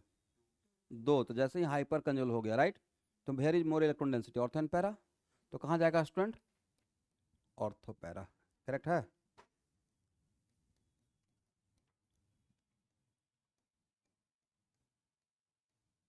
Where electrophile कहाँ जाएगा? एक हाइपर कंजुगेबल बचा हुआ है, नहीं उस डोमिनेट रहेगा। अरे वो एक भी हाइपर कंजुगेबल है तो फिर हाइपर कंजुगेबल को फेवर करना है। किसको फेवर करना है? यस। तो कहाँ जाएगा? Ortho and para. ठीक है। तो यहाँ पे आपको डाउटफुल हो सकता था, ऐसा लग सकता था कि 2 क्लोरीन है तो एक्सेप्टर मान लें, बट यहाँ पे, अरे यहाँ देखिएगा, जो भी ग्रुप लग रहेगा उसके पास अगर एटलीस्ट वन भी हाइपर कॉलम रहेगा तो उसको डोनर मान के काम चलाना है, करेक्ट है। तो कहाँ भेजना है, ऑर्थो एंड पैरा। इसको उठाया स्टूडेंट।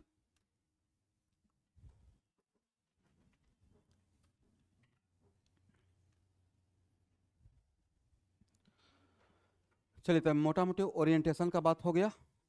अब मेरे तरफ से पहला रिएक्शन आज स्टार्ट कर रहा हूँ, लेकिन nitration of benzene, first reaction officially. ऐसे ऑलरेडी हाइड्रोजन डेरिवेटिव खत्म कर चुके हैं। नाइट्रेशन ऑफ बेंजीन, बोलो भाई मोस्ट कॉमन नाइट्रेटिंग एजेंट।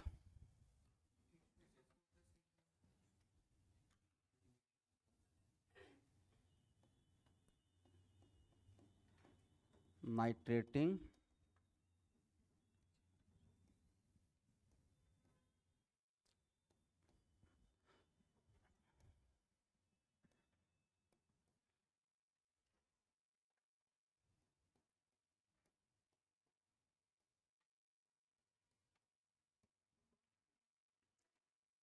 ठीक है।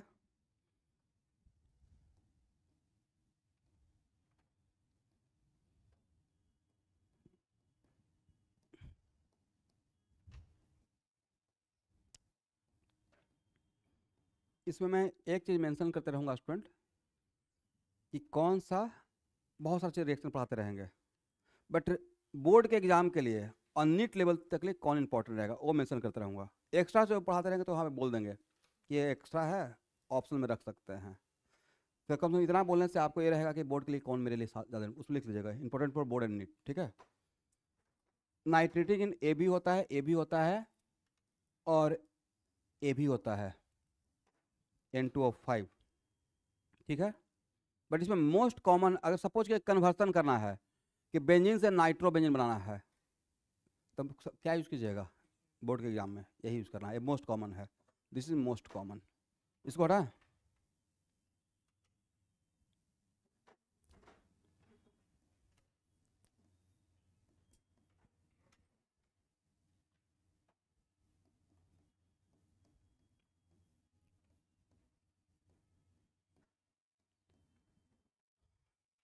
यहाँ देखिए एवरीवन, इसका मतलब मेरे हाथ में NO2 प्लस है, क्या है, HNO3 और कॉन्सेंट्रेट H2SO4 लेते हैं तो आपसे पूछा जाएगा इस रिएजेंट में इलेक्ट्रोफाइल का नाम, तो what is the name of electrophile, बोले नाइट्रोनियम काटायन। NO2 प्लस को क्या बोलेंगे, लिखिए भी नाइट्रोनियम, लिखा करो भाई आप लोग,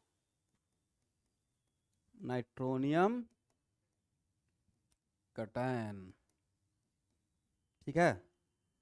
तो एक मिनट, फास्ट होने के लिए शॉर्टकट के लिए ध्यान सुनो भाई, अगर ये बता दे कि इसका मतलब NO2 प्लस होता है तो आपको नहीं था कि NO2 प्लस मेरा यहाँ पे इलेक्ट्रोफाइल हो गया, बोलिए यस। तो क्या ए, जो मैकेनिज्म E प्लस के लिए था वही तो NO2 प्लस रहेगा, तो इतना तो बोल ही सकते हैं कि सर इलेक्ट्रो, अभी इस केस में ओरिएंटेशन का कोई चक्कर है, कोई यहाँ पे ग्रुप है क्या, all double bonded carbon same type, तो कहीं भी लेके जा सकते हैं।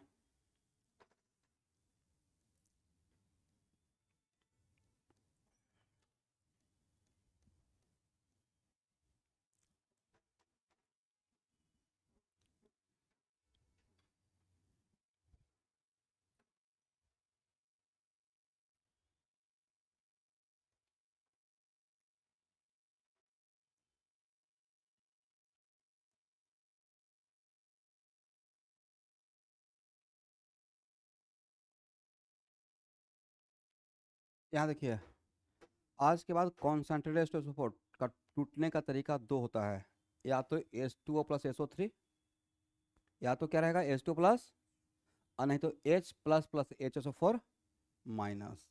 ये डाइल्यूट H2SO4 नहीं है कि 2H plus plus SO4 2 minus लिख देंगे, ये क्या है कॉन्सेंट्रेटेड है तो सफिशिएंट वाटर, तो 100% आयोनाइजेशन नहीं होगा, तो कैसे ब्रेक करना है, H प्लस प्लस, अरे पता है ना कि किसी मॉलिक्यूल से H प्लस जाएगा तो बचा हुआ पार्ट को कंजुगेट बेस बोलते हैं, तो क्या इसको बोल सकते हैं कि HSO4 minus is the conjugate base of this one, right.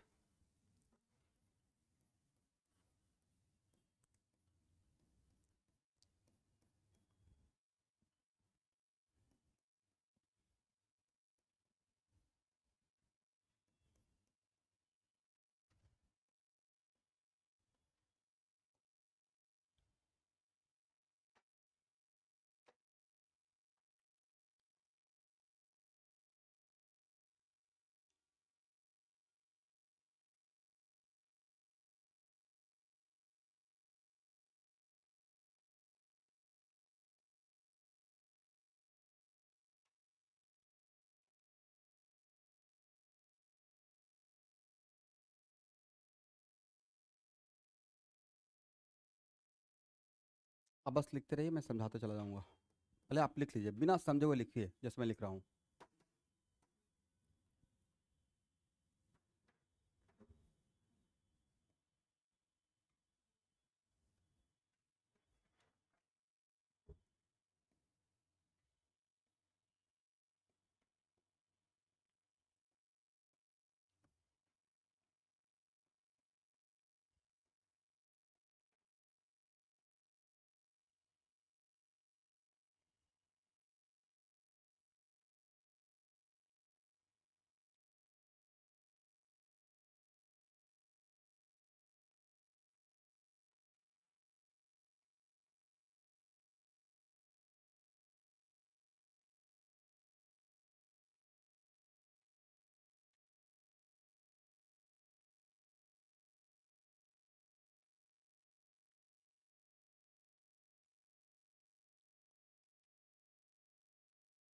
वहां से लेकर यहाँ तक लिखिए, ठीक है। आपको नहीं तक सर ये जो मैकेनिज्म मैंने ड्रॉ यहाँ तक क्या है, पहले लिख लीजिए स्टूडेंट, फिर मैं बोलना स्टार्ट करूंगा।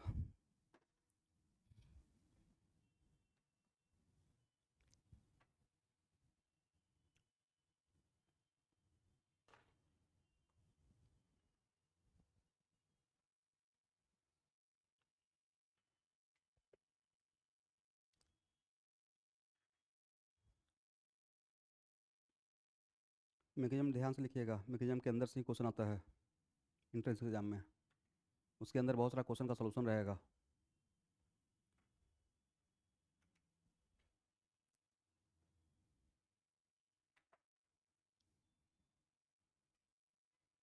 हो गया, ओके।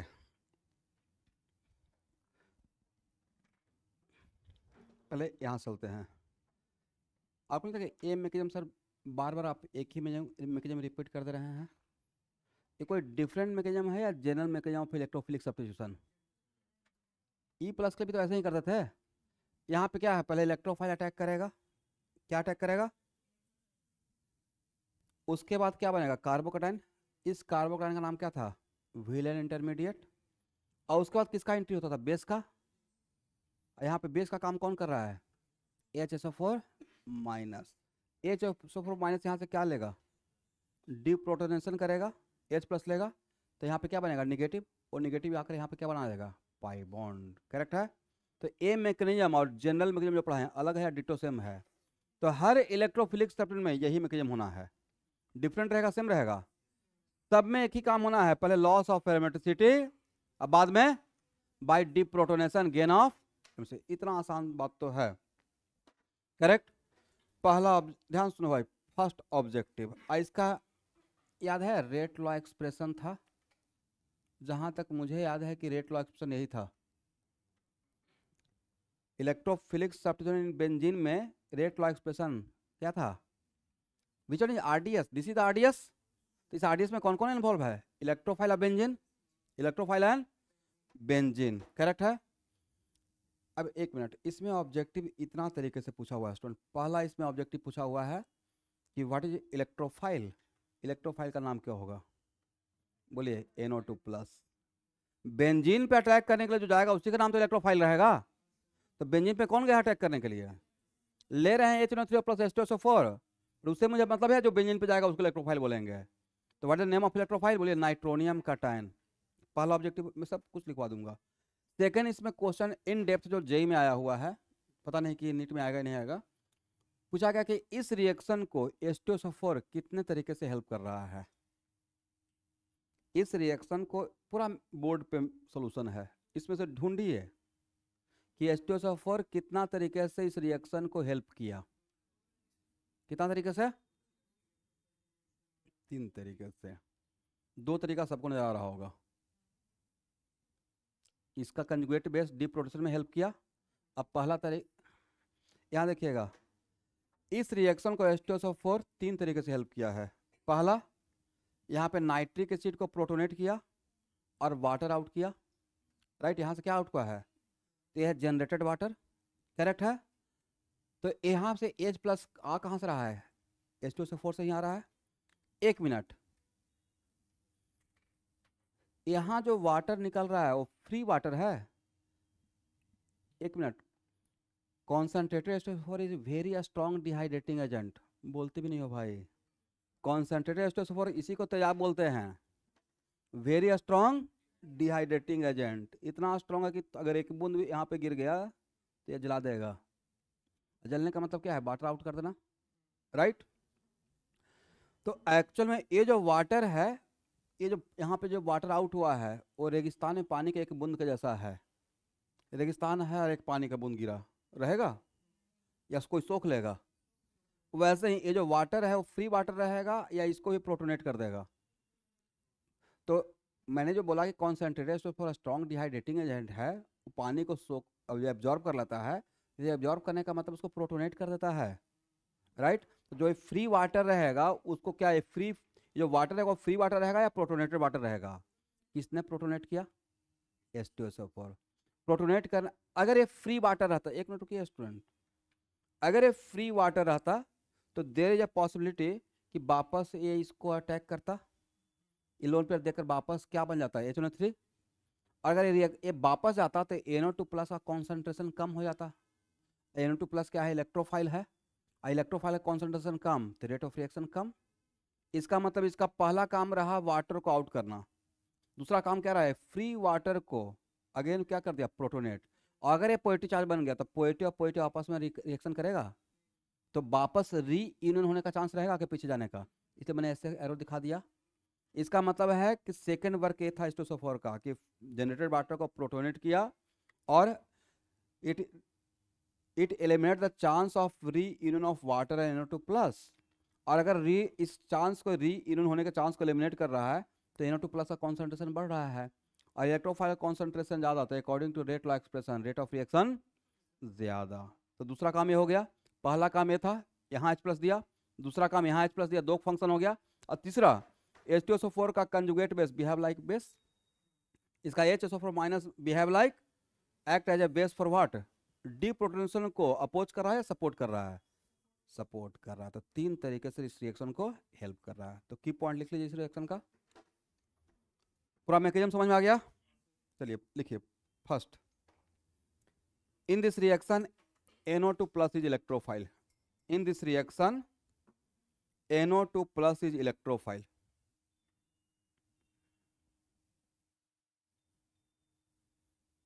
Second point लिखिए, concentrated H2SO4 help this reaction by 3 ways.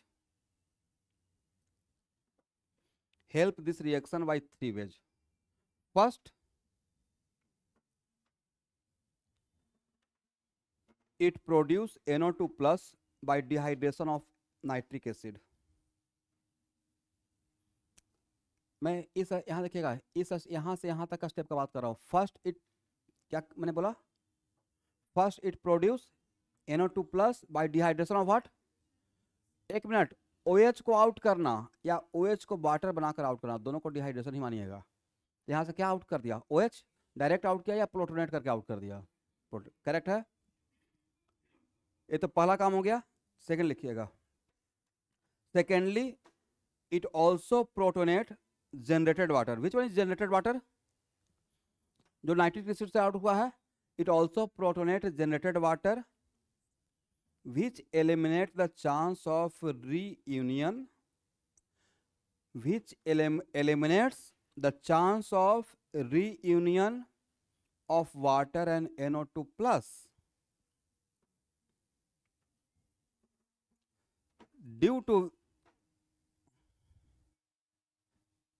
this concentration of NO2 plus increases. Due to this concentration of NO2 plus increases. इसके बाद इसके आगे बोले का रिक्वायरमेंट है स्टूडेंट के NO2 प्लस का कॉन्सेंट्रेशन ज़्यादा होगा तो रिएक्शन ज़्यादा होगा। NO2 plus it self electrophile है तो इतना काफ़ी हो गया, बाकी आप समझ में आ गया है। थर्ड लिखिए, conjugate base of H2SO4 help for deprotonation of wheeler intermediate. Conjugate base of H2SO4, H2SO4 का कंजुगेट बेस कौन है? HSO4 minus. ये डीप्रोटोनेशन को अपोज कर रहा है या सपोर्ट कर रहा है?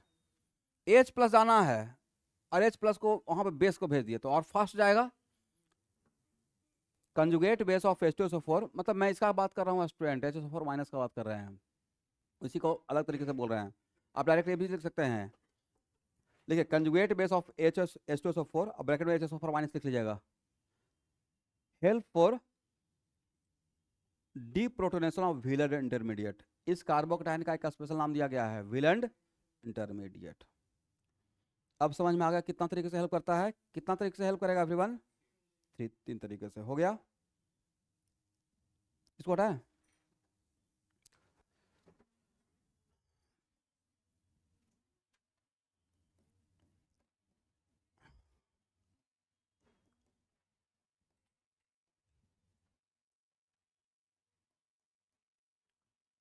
अब एक मिनट, यहाँ देखिए, यहाँ देखिएगा, यहाँ देखना भाई बोर्ड पे सब लोग।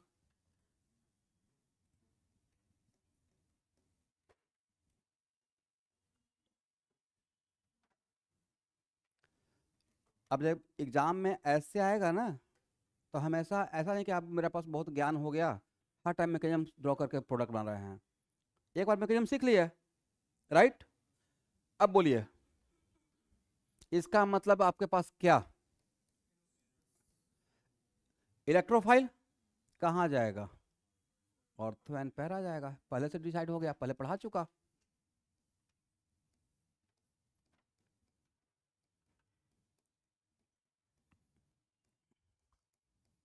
तो एक बार अगर मैकेनिज्म समझ में आ गया तो बहुत टफ है, इतना आसान तो है। कहाँ पे भेजेंगे? तो बेंजीन में अगर कोई भी डोनर ग्रुप रहेगा तो कोई भी इलेक्ट्रोफाइल को कहाँ भेजना है? Ortho and para. पहले से प्रूफ कर चुका। अब इसको 12 प्रूफ करने की रिक्वायरमेंट नहीं है।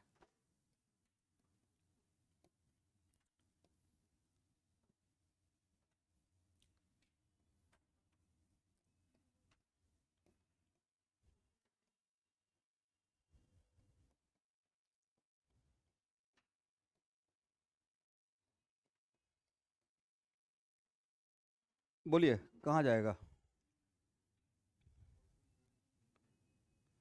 हेलोजन ऑलवेज क्रिएट्स प्रॉब्लम नहीं, बट एक मिनट, हेलोजन के लिए क्या बोले हैं? When halogen compare with other, रुको भाई एक minute, when halogen compare with other that it control reactivity by -i but orientation by +m if resonance are happening, right? तो अगर इसका मतलब इसका भी मैं किससे कंपेयर नहीं कर रहा हूं, कंपेयर तब करेंगे ना जब किसी और कोई और रहेगा।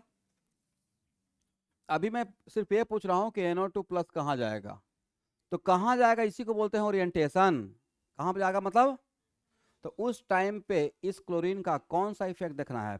+m, right? अब +m के बाद अगर +m इसका सोच रहे हैं तो कहाँ पे? Ortho and para.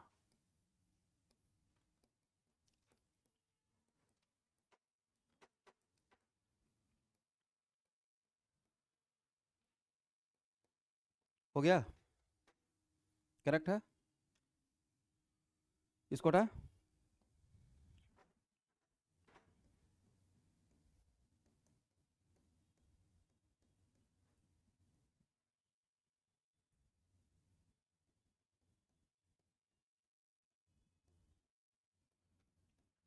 बोलो भाई कहाँ जाएगा?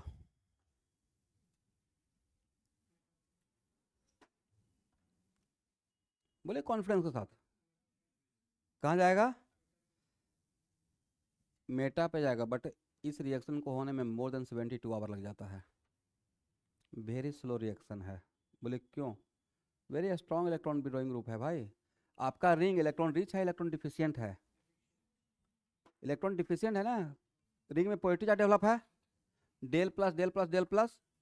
अब यहाँ पे ओवरऑल रिंग तो इलेक्ट्रॉन डिफिशियंट है। ये दूसरी बात है कि ऑर्थो एंड मेटा में कंपेयर करते हैं मेटा पे थोड़ा ज़्यादा है, बट एक्चुअल में ओवरऑल रिंग क्या है, इलेक्ट्रॉन रिच है या डिफिशियंट है? डिफिशियंट है। और ये क्या है, एक्सेप्टर। तो एक्सेप्टर के लिए कहाँ भेजेंगे? मेटा पे भेजेंगे।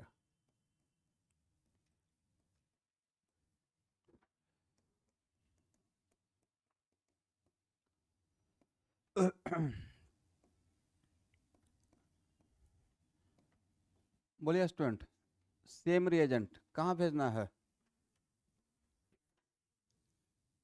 अल्डिहाइडिक ग्रुप का कौन सा सब्स्टिट्यूएंट इफेक्ट पहचानो भाई, क्या है ये?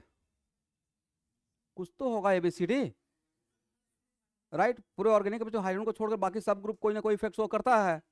और 3 ही ब्रह्मास्त्र है आपके पास, कौन कौन सा? बोलिए, इंडक्टिव इफेक्ट, हाइपर कंसोल, मेजमर, एक यही तो 3 बार बार पूछ रहे हैं। तो है माइनस एक्सेप्टर, राइट, माइनस है माइनस आई, करेक्ट है। तो एक्सेप्टर के लिए तो कितना बढ़िया कंक्लूजन तो दे दिया स्टूडेंट, इतना लाइफ आसान बना दिया हूँ। मेटा पे भेजना है। जब ऐसा रहेगा तो बार बार सॉल्व नहीं करना कि कैसे NO2 प्लस बना, एक बार सीख लिए, दैट इज कॉल्ड मैकेनिज्म। बाद में सिर्फ प्रोडक्ट बनाना है, राइट।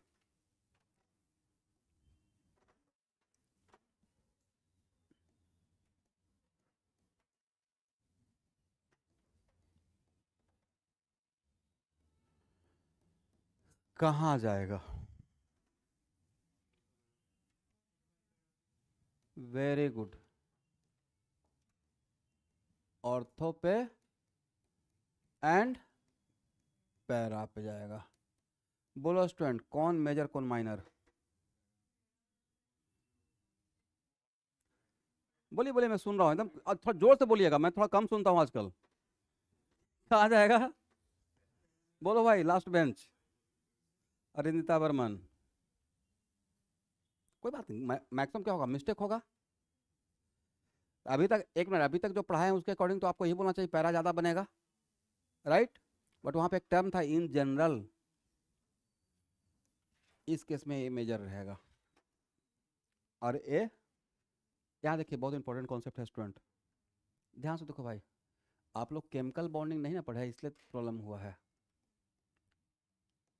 पहले से कैटलिस्ट में आ जाते, तो ये सबको मैं बोल रहा हूँ स्टूडेंट। लेकिन सारा प्लेलिस्ट फाइल आपको दिया हुआ है, कभी लाइफ में टाइम मिले तो जरूर देखना है। यहाँ देखिए कुछ कुछ सीखिए स्टूडेंट, एक लाइन बोल देते हैं, ये आएगा ऑर्गेनिक में से बार बार आएगा, ठीक है। आज के बाद कोई भी हाइड्रोजन अगर कोवैलेंटली अटैच रहेगा more electronegative atom like what, nitrogen oxygen से, राइट, या फ्लोरीन, 3 ही। और अगर उसके बगल में कोई more electronegative element like nitrogen oxygen fluorine, वही 3, तो उसके बीच में एक एडिशनल एक बॉन्ड बनता है जिसको बोलते हैं हाइड्रोजन बॉन्डिंग। क्या बोलते हैं? और हाइड्रोजन बॉन्डिंग के पीछे का मेन सोर्स रहता है चार्ज चार्ज अट्रैक्शन, और उसके पीछे का मेन सोर्स रहता है आयन डाइपोल अट्रैक्शन या डाइपोल डाइपोल अट्रैक्शन। बट अभी के लिए देखिए, यहाँ देखिए स्टूडेंट, ये हाइड्रोजन किससे कोवैलेंटली अटैच है? ऑक्सीजन से। नाइट्रोजन से रहता तब भी H बॉन्डिंग करता, और इसके बगल में ऑक्सीजन है। और क्या बोल सकते हैं कि यहाँ पे इलेक्ट्रॉन डेंसिटी ज़्यादा है? बोले क्यों? पाई क्लाउड शिफ्टेड टुवर्ड्स ऑक्सीजन। तो इसके बीच में एक, यहाँ पे क्या बोल सकते हैं, इस हाइड्रोजन पे एक पॉजिटिव चार्ज रहेगा। आज के, यहाँ देखना है एवरीवन, आज के बाद अगर हाइड्रोजन अगर ऑक्सीजन से अटैच है तो इसके बीच में इलेक्ट्रोनेगेटिविटी का डिफरेंस है, सीख लीजिए, यहाँ पे सिखा देता हूँ, करेक्ट। और अगर कुछ ऐसा सिचुएशन क्रिएटेड है तो यहाँ पे डेल डैश माइनस रहेगा, और पॉजिटिव और नेगेटिव चार्ज के में एक अट्रैक्शन होगा, चार्ज चार्ज अट्रैक्शन। इसी अट्रैक्शन को बोलते हैं H बॉन्डिंग। क्या बोलेंगे? बट उसके लिए hydrogen should be covalently attach with what, with home, oxygen, nitrogen या फ्लोरीन। अब एक मिनट, कोई भी अट्रैक्शन सिस्टम को डीस्टेबलाइज करेगा या स्टेबलाइज करेगा? तो जब अगर यहाँ पे बोल रहे हैं कि बॉन्ड हो रहा है, डिस्टेंस एक बॉन्ड बन रहा है एच बॉन्डिंग, तो सिस्टम को स्टेबलाइज करता है, करेक्ट है। बट यहाँ पे एच बॉन्डिंग होने का चांस रहेगा, डिस्टेंस ज़्यादा है, तो यहाँ पे क्या रहेगा, एच बॉन्डिंग होगा। तो यहाँ पे स्टेक फैक्टर पे कौन सा फैक्टर डोमिनेट कर गया, एच बॉन्डिंग डोमिनेट कर गया। दैट्स वाई ए क्या रहेगा, मेजर रहेगा, ए माइनर। ये लिख लीजिए, यहाँ पे मिस्टेक हो सकता था। अब 1 मिनट, ये जो लोग, सबके लिए क्वेश्चन नहीं है स्टूडेंट, जो लोग केमिकल बॉन्डिंग पढ़े हुए हैं और एच बॉन्डिंग, उनके लिए बोलो भाई, इसमें किसका बॉइलिंग पॉइंट ज़्यादा रहेगा। एक हमने 10 बार पूछा हुआ है, इसका बॉइलिंग पॉइंट ज़्यादा रहेगा और इसका बॉइलिंग पॉइंट कम रहेगा। वजह, boiling inter molecular H bonding ज़्यादा, तो 1 minute, with in the family अगर अट्रैक्शन ज़्यादा तो नेबर के साथ अट्रैक्शन कम। तो किसी मॉलिक्यूल में अगर मॉलिक्यूल के अंदर ही अट्रैक्शन हो रहा है, एच बॉन्डिंग बन रहा है, तो इसके दूसरे मॉलिक्यूल के साथ एच बॉन्डिंग नहीं होगा। बट यहाँ पे खुद के साथ एच बॉन्डिंग नहीं हो रहा है, तो इसका दूसरे मॉलिक्यूल के साथ एच बॉन्डिंग होगा। और बॉइलिंग पॉइंट में यही होता है ना भाई, कि एक मॉलिक्यूल बाहर जाना चाहता है वेपर में, अब बाकी सब खींचते रहता है, राइट। इसका मतलब है कि इसमें इंट्रा नहीं हो रहा है, तो क्या होगा, इंटर होगा। और इंटर अगर ज़्यादा तो एच बॉइलिंग पॉइंट ज़्यादा। दिस इज ओनली वजह कि किसका बॉइलिंग पॉइंट ज़्यादा रहेगा, इसका बॉइलिंग पॉइंट कम रहेगा, इसका बॉइलिंग पॉइंट ज़्यादा रहेगा। ये बहुत बार आया हुआ है। किसका डेंसिटी ज़्यादा रहेगा स्टूडेंट, किसमें 2 मॉलिक्यूल ज़्यादा पास रहेगा, ये अपने आप में खोया हुआ है, ये अपने आप में इन्वॉल्व है, राइट। तो इसका दूसरे मॉलिक्यूल के साथ अट्रैक्शन कम रहेगा, तो दूसरे मॉलिक्यूल के साथ अट्रैक्शन रहेगा तो 2 कम रहेगा, तो इसका 2 मॉलिक्यूल कम पास आएगा और इसका 2 मॉलिक्यूल ज़्यादा पास आएगा। तो ज़्यादा पास आएगा तो डेंसिटी ज़्यादा होगा, डेंसिटी ज़्यादा होगा तो विस्कोसिटी ज़्यादा होगा, विस्कोसिटी ज़्यादा होगा तो सरफेस टेंशन ज़्यादा होगा, करेक्ट। और बॉइलिंग पॉइंट ज़्यादा रहेगा तो वोलेटाइल कैरेक्टर कम रहेगा, वोलेटाइल कैरेक्टर कम रहेगा तो वेपर प्रेशर कम बनेगा, हीट ऑफ वेपराइजेशन ज़्यादा होगा। इतना सारा क्वेश्चन तो पूछा जाएगा, इसमें बहुत सारा बात पूछा गया है, बहुत बार आया हुआ है। ये होता है ना कॉमन क्वेश्चन है भाई, होता है ना कोई कॉमन को टाइप प्रॉब्लम हर बार आ जाता है, उस टाइप का है, ठीक है, करेक्ट है।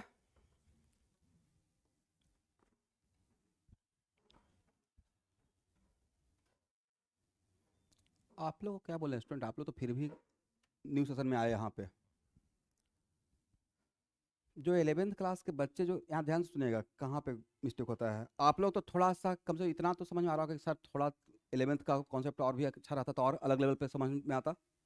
कहीं पे मैग्नेटिक फील्ड पढ़ाते रहते हैं, मैकेनिक्स आता है तो मैं डरते रहता हूँ, बोले या नहीं बोले, क्योंकि बोलने का मतलब फिर उसको एक्सप्लेन करूँगा, टाइम ज़्यादा लगेगा और घड़ी टिक टिक चल रहा है, मतलब दिसंबर आ रहा है ना भाई, राइट।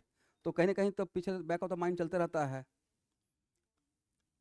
ये आज ही 2 पेरेंट्स का फिर से काउंसलिंग किया हूँ, लेकिन एक पॉइंट, एक इन्फो, आज की डेट में ऐसा होता है ना कि एक भी इंक्वायरी आता है अगर मेरे पास तो मेरा मोटिवेशन जागता है।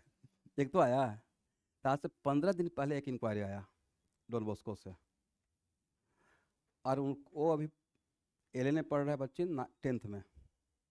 मैं कोचिंग का नाम ले सकता हूँ, मैं बुराई नहीं कर रहा हूँ, अच्छा सिस्टम है। बट कैटलिस्ट में मैं हूँ तो कैटलिस्ट का ही पढ़ाई करूँगा, राइट। पता चला कि मैं कैटलिस्ट का ही बुराई कर रहा हूँ, कैसे काम चलेगा। मैं तो कैटलिस्ट को अपने अकॉर्डिंग तो बेस्ट ही बोलूँगा, जो भी यहाँ पे पोडियम पे पढ़ा रहे हैं। तो सबसे अच्छा बात ये लगा कि 10th में है, 11th के एडमिशन के लिए इंक्वायरी आया 15 डेज पहले, अभी 11th में जाने में टाइम है। तो सर कुछ पेरेंट्स ऐसे रहते हैं पहले से पता करते रहते हैं, तो बढ़िया होता है। मुझे पता है कि वो कंटिन्यू वहाँ ही करेंगे, बट कम से कम मेरे सब्जेक्ट पे पक्का आ जाएंगे, तो वो एक राइट ट्रैक रहेगा कि अगर 2 साल साथ में पैरेलल चलते रहे हैं तो एक सपोर्ट सिस्टम रहेगा, तो बेस्ट में बेस्ट तैयारी होगा मैक्सिमम। लेकिन थोड़ा हेक्टिक रहता है, बट वो हेक्टिक ज़्यादा अच्छा है, वरदान हो जाता है। कॉन्सेप्ट नहीं क्लियर होने से तो अच्छा है कि हेक्टिक होकर क्लियर हो जाए, राइट, वो ज़्यादा बेटर है। तो वो एक मुझे मोटिव, फिर कल परसों भी ऐसे एक इंक्वायरी आया, 11th में है, कहीं पे पढ़ रहे हैं, कहीं नहीं पढ़ रहे हैं भाई। सबसे बड़ा नुकसान जो मेरा हुआ है वो पीडब्ल्यू की वजह से हुआ है। पीडब्ल्यू ने कुछ नहीं किया, एक काम तो कर दिया, सब घर पे रहो, 5,000 कोर्स खरीद लो ऑनलाइन, और सबको 90% जनता को तो घर में रोक दिया भाई, कहाँ बाहर निकलोगे, डस्ट पड़ेगा। और ऑनलाइन सिस्टम उसके लिए बढ़िया है जिसका या तो बहुत कमी है और नहीं तो पढ़ने का बहुत जुनून है। अदा ये ऑनलाइन का सबसे खराब बात क्या है, राइटिंग एबिलिटी कम करता है भाई, लिख ही नहीं पाता है बच्चा, राइट। तो वो सबसे खराब है। जब तक यहाँ पे offline class is always far better, इसको कोई रिप्लेसमेंट है ही नहीं भाई। मतलब यही चीज़ अगर आप वीडियो लेक्चर मेरा देखते रहिएगा तो कम इंटरेस्ट आएगा। यहाँ बैठे हुए हैं तो यहाँ पे 5G थोड़ी चलता है, यहाँ तो बिल्कुल 20G का नेटवर्क है। यहाँ तो फेस का एक्सप्रेशन देख के पता चलता है समझ में आया नहीं आया, राइट। अच्छा नहीं समझ में आया, थोड़ा चेहरे पर अगर ऐसे मुस्कान नहीं आया या समझ में नहीं आया, दोबारा उसको बताऊंगा, एक्सप्लेन करूंगा, या चलते चलते कुछ और पूछ लिया कि यहाँ पे क्या होगा। तो ये तो अल्टीमेट है।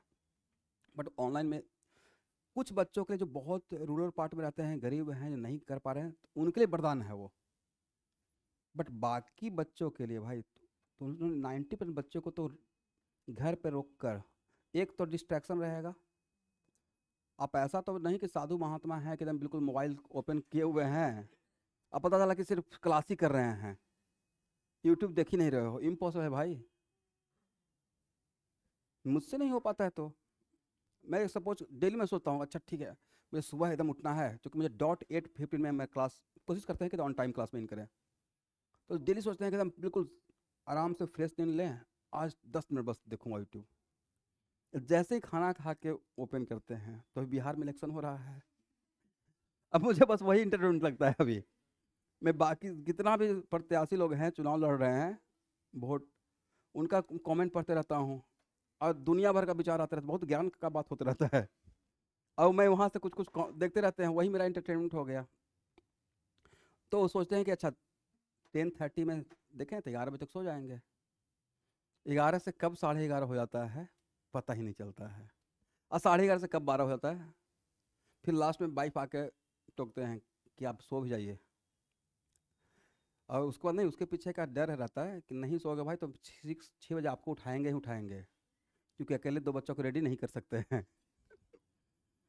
तो मेरा बेटा चलता रहता है, वो बेचारा इधर कॉर्नर पकड़ता रहता है, मैं उधर कॉर्नर पकड़ता रहता हूँ, 2 मिनट 2 मिनट रुको सोने दो। चाहिए ना, सुबह से शाम तक खड़े रहते हैं, काम करते रहते हैं, बट उससे बहुत हार्म है।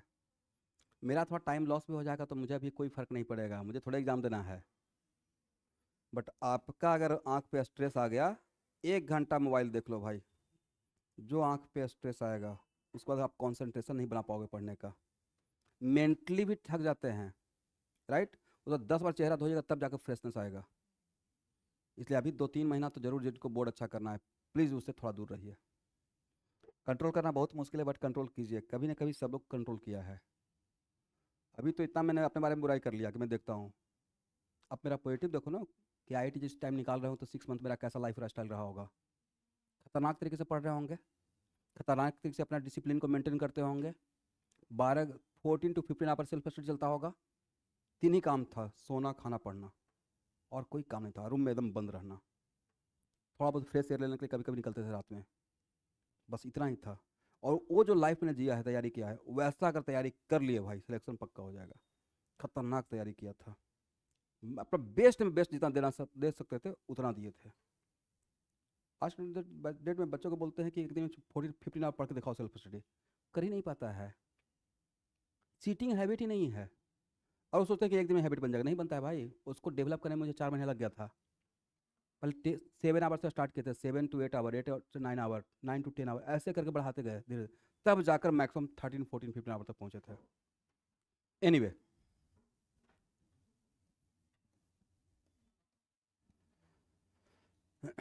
यहाँ देखिए स्टूडेंट, ये जेई का क्वेश्चन है,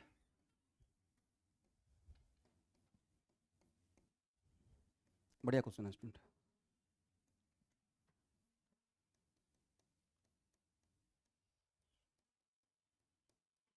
बोलिए, नाइट्रेशन किस रिंग पे होगा? अब 2 बेंजीन रिंग है, किस रिंग पे नाइट्रेशन होगा स्टूडेंट, और क्यों? यहाँ देखिए, एक ग्रुप है,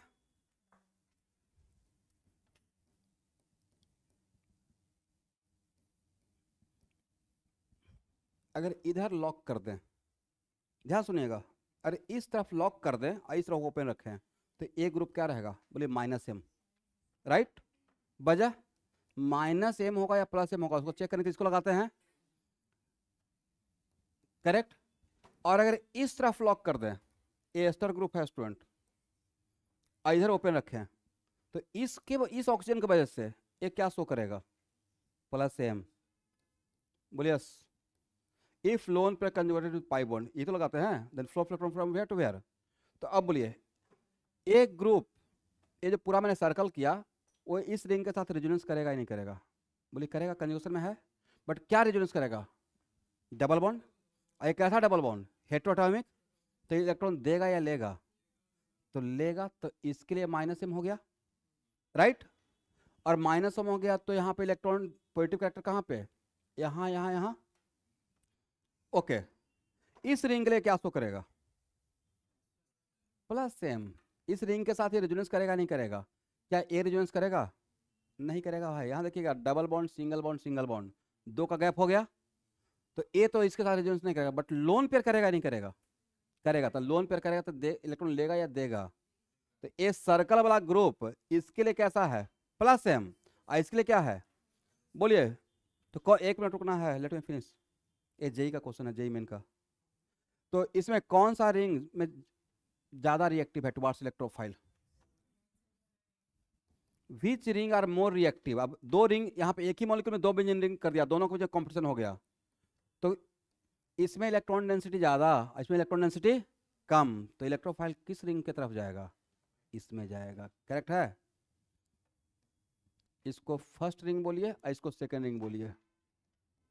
क्या बोल सकते हैं, ring first greater than ring second, किस बात के लिए, रिएक्टिविटी टुवार्ड्स इलेक्ट्रोफाइल। तो इसको कहाँ जाना चाहिए स्टूडेंट, सेकेंड रिंग में या फर्स्ट रिंग में। अब फर्स्ट रिंग किस रिंग में जाना चाहिए, फर्स्ट रिंग में, करेक्ट है।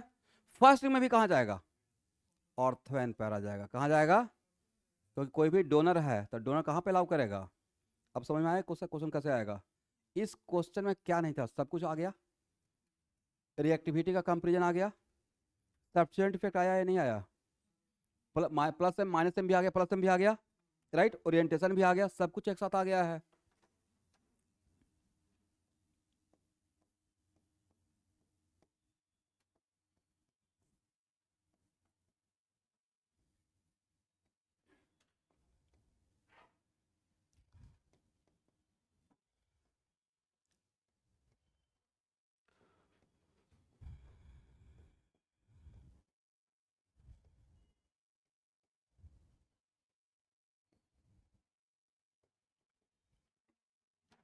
कौन सा मेजर रहेगा स्टूडेंट, ए मेजर रहेगा, सॉरी यहाँ पे NO2 है, क्या है, NO2 प्लस, करेक्ट है। अब समझ में आ गया ना कि सेकंड रिंग पे क्यों नहीं भेजे, सेकंड रिंग का रिएक्टिविटी कम था, क्यों, उसमें इलेक्ट्रॉन डेंसिटी कम था, उसमें पॉजिटिव चार्ज डेवलप था, राइट। अगर सिर्फ सेकंड रिंग ही रहता, सिर्फ एक ही रिंग रहता, तब तो उपाय नहीं है, बट एक ही मॉलिक्यूल में जब 2 रिंग है तो उन दोनों रिंग के बीच में आपस में क्या हो गया है, कॉम्पिटिशन हो गया, ठीक है। इसको हटाएं,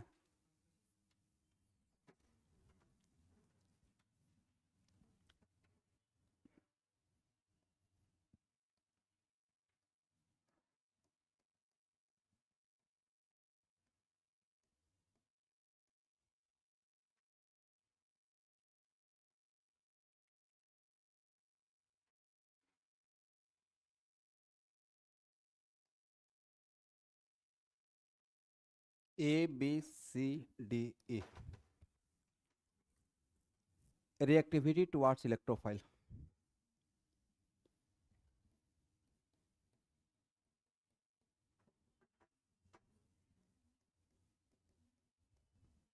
लिखिए question, find the order of reactivity towards electrophile.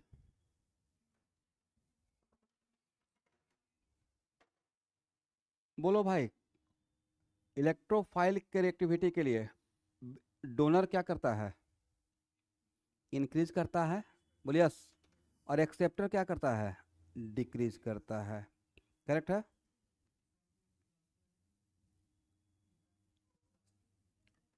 Chlorine.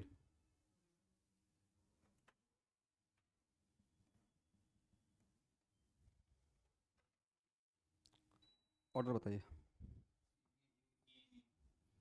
C B ए। यहां देखिए एवरीवन, हैलोजन के लिए ऑलवेज एक फेमस कहावत है, halogen when halogen compare with other, when halogen compare with, तो उस टाइम पे रिएक्टिविटी के उसका क्या लेते हैं, माइनस आई, राइट। और रिएक्टिविटी यहाँ पे चेक करने के लिए इलेक्ट्रॉन डेंसिटी देखेंगे। डोनर क्या करता है, इंक्रीज करता है। तो जब अब यहाँ पे देखिए, तो जब ध्यान से सुनो भाई, इसमें भी हैलोजन इसमें भी हैलोजन, तो अभी इन दोनों के बीच में कंपेयर करेंगे तो फिर हो जाएगा within halogen. But when halogen compare with other, तो उस टाइम पे करना क्या है कि क्लोरीन और फ्लोरीन को हैलोजन मान लीजिएगा और डी और ई को एक साथ बांध दो भाई, बाद में डी और ई के बीच में कंपेयर कर लेंगे। बोलिए व्हेन दिस कंपेयर विथ ए के साथ कंपेयर करेंगे तो हाइड्रोजन का कौन अनकॉमन फैक्टर क्या है, एच, और वहां पे हैलोजन, एच का कौन सा इफेक्ट, कुछ नहीं, ना देगा ना लेगा। बट जब हैलोजन का minus I, when halogen compare with other for which purpose, reactivity. तो जब हैलोजन का कंपेयर हाइड्रोजन के साथ करेंगे तो इसका माइनस आई, तो माइनस आई से इलेक्ट्रॉन डेंसिटी बढ़ाएगा या घटाएगा, तो बोलिए ए और इसमें, ए में और इस ग्रुप में किसका रिएक्टिविटी ज़्यादा रहेगा, ए का। करेक्ट हो गया।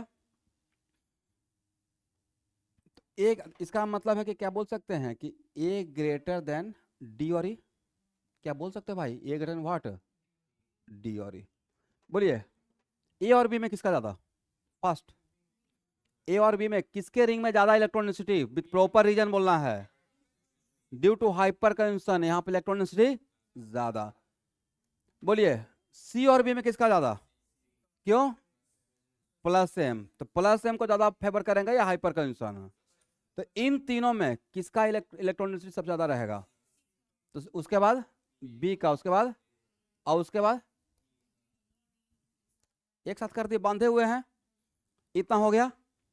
अब बिटवीन डी और ई के कंपेयर करने के लिए, जब यहां तक समझ में आ गया एवरीवन, डी और ई के बीच में अगर कंपेयर करेंगे, राइट, देन व्हाट, तो when comparison with in halogen, halogen के अंदर, जब क्लोरीन का फ्लोरीन के साथ हैलोजन के अंदर का बात हो गया, and resonance are also happening, resonance are also, पता चला कि रेजोनेंस नहीं हो रहा है और प्लस हम देख रहे हैं।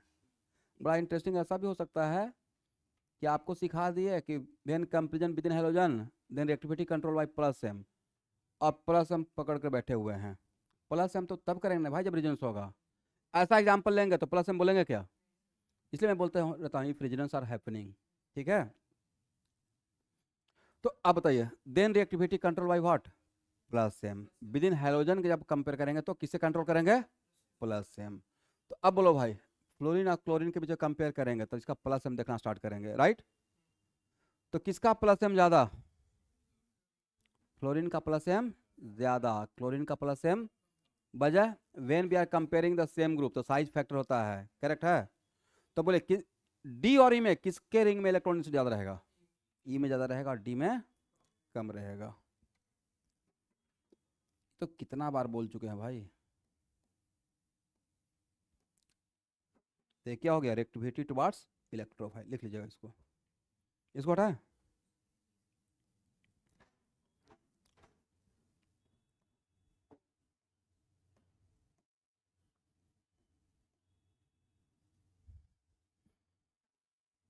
ओके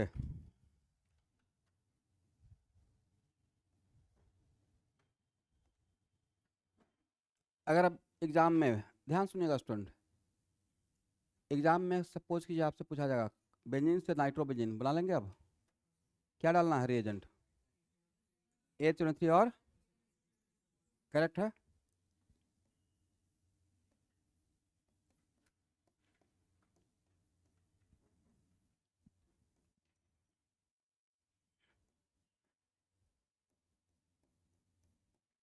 क्या बनेगा, जल्दी बोलिए,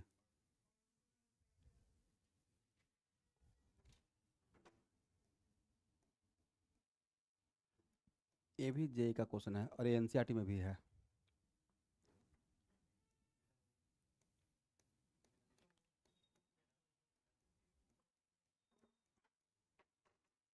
लिखते रहो स्टूडेंट।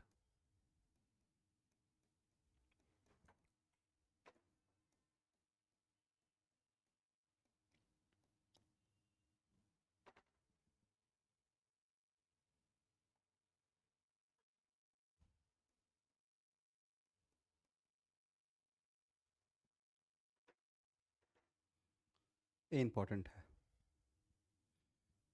नहीं तो सर कुछ अनयूजुअल हो गया, ऑर्थो एंड पैरा बनना चाहिए था, मेटा बना के बैठ गए उसमें अच्छा प्रोपोर्शन में।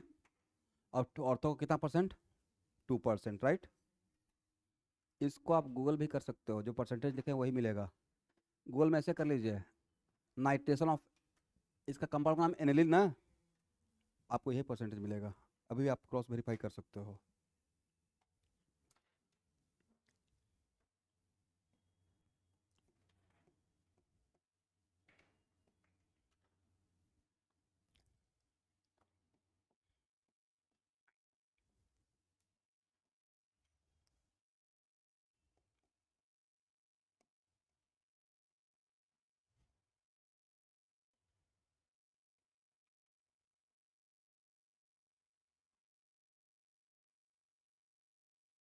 यहाँ देखिए स्टूडेंट, ध्यान सुनिएगा। यहाँ पे ऐसा लग रहा है कि ध्यान से सुनो भाई, बहुत इंपॉर्टेंट है। ऐसा लग रहा है कि NH2 looks like plus M, but यहाँ प्लस एम है ही नहीं। Due to concentrated H2SO4, due to what? NH2 will get protonated. यहाँ का जो NH2 है वो क्या है, हो गया है, और नाइट्रोजन NH4 प्लस बन के भी स्टेबल रह सकता है। तो यहाँ पे एक्चुअल में अगर ऐसा हुआ है कि ऑर्थो का प्रोडक्ट ऑलमोस्ट ना के बराबर बना है, तो कुछ तो रीजन रहा होगा। इसका मतलब है कि इन केस ऑफ एनिलीन जब हम लोग कॉन्सेंट्रेटेड H2SO4 डालते हैं, तो यहाँ पे NH2 अपना लोन पे देकर क्या बन गया, NH3। NH3 plus plus M या माइनस एम, प्लस एम या माइनस एम, यस रेजोनेंस नहीं करेगा, नहीं तो पेंटावेलेंट हो जाएगा। क्या हो जाएगा? तो ना ही प्लस एम ना ही माइनस एम, तो क्या बोल सकते हैं, माइनस आई, माइनस आई। तो ये क्या हो गया, looks like donor but donor रहा या एक्सेप्टर बन गया? एक्सेप्टर। एक्सेप्टर के पीछे का वजह क्या था? कॉन्सेंट्रेटेड H2SO4 क्या किया है, इसको प्रोटोनेट कर दिया है। ठीक है, दिस इज द रीजन। और एक्सेप्टर रहेगा तो कहाँ पे भेजेगा, जल्दी मेटा पे। बट इस केस में मेटा पे भी बनता है और पैरा पे, डिस्टेंस फैक्टर। पैरा ज़्यादा शायद हो गया होगा कि NH3 प्लस अगर हो रहा है तो हो सकता है कि स्टेबल है, लेकिन थोड़ा इसका डिप्रोटोनेशन भी हो रहा होगा। ठीक है, और लास्टली इसको रट जाओ भाई। ठीक है, कुछ 5% रेडी कोऑपरेट कीजिएगा, 95% तो मैं समझा ही दूंगा। तो इसका मतलब यहाँ पे NH2 डोनर है, एक्सेप्टर है स्टूडेंट? एक्सेप्टर। किसने एक्सेप्टर बना दिया? कॉन्सेंट्रेटेड H2SO4 ने, क्या करके, प्रोटोनेट।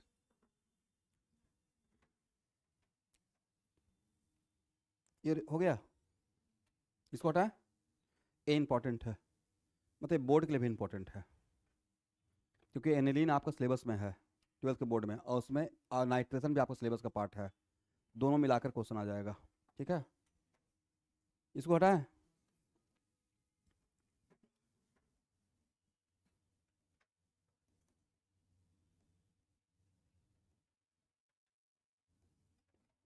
अब यहाँ देखना है, अब बिल्कुल एक काम मत कीजिएगा, ऐसा नहीं कि NH2 प्लस से इतना इन्फ्लुएंस हो गए कि फिनॉल लिए सर इसको भी प्रोटोनेट कर देते हैं, सर इसको भी एक्सेप्टर बना देंगे। बट एक मिनट, इसका भी प्रोटोनेशन होता है, जब वहाँ होगा तो इसका भी हो सकता था, बट ऑक्सीजन पे जब पोइटिच आ जाएगा, हाईली अनस्टेबल सिचुएशन रहता है, तो प्रोटोनेशन होने के साथ ही क्या क्या होता है, डीप्रोटोनेशन में चला जाता है। करेक्ट है, तो ए प्लस एम का प्लस एम ही रह जाता है। नाइट्रोजन का थोड़ा कैपेबिलिटी है कि अपने ऊपर चार्ज को टॉलरेट करके NH4 प्लस बना कर रख सकता है। नाइट्रोजन अपने ऊपर चार्ज को डेवलप कराते हुए 4 बॉन्ड बनाकर थोड़ा स्टेबल हो सकता है like ammonium chloride, but oxygen protonate होकर यहाँ पे। और लास्टली यहाँ देखिएगा, मैकेनिज्म पहले आया या पहले प्रोडक्ट बना होगा स्टूडेंट? लगता है कि हम लोग मॉलिक्यूल को पकड़ के हाथ में मैकेनिज्म करवा रहे होंगे, प्रोडक्ट बना, ऐसा तो नहीं होगा।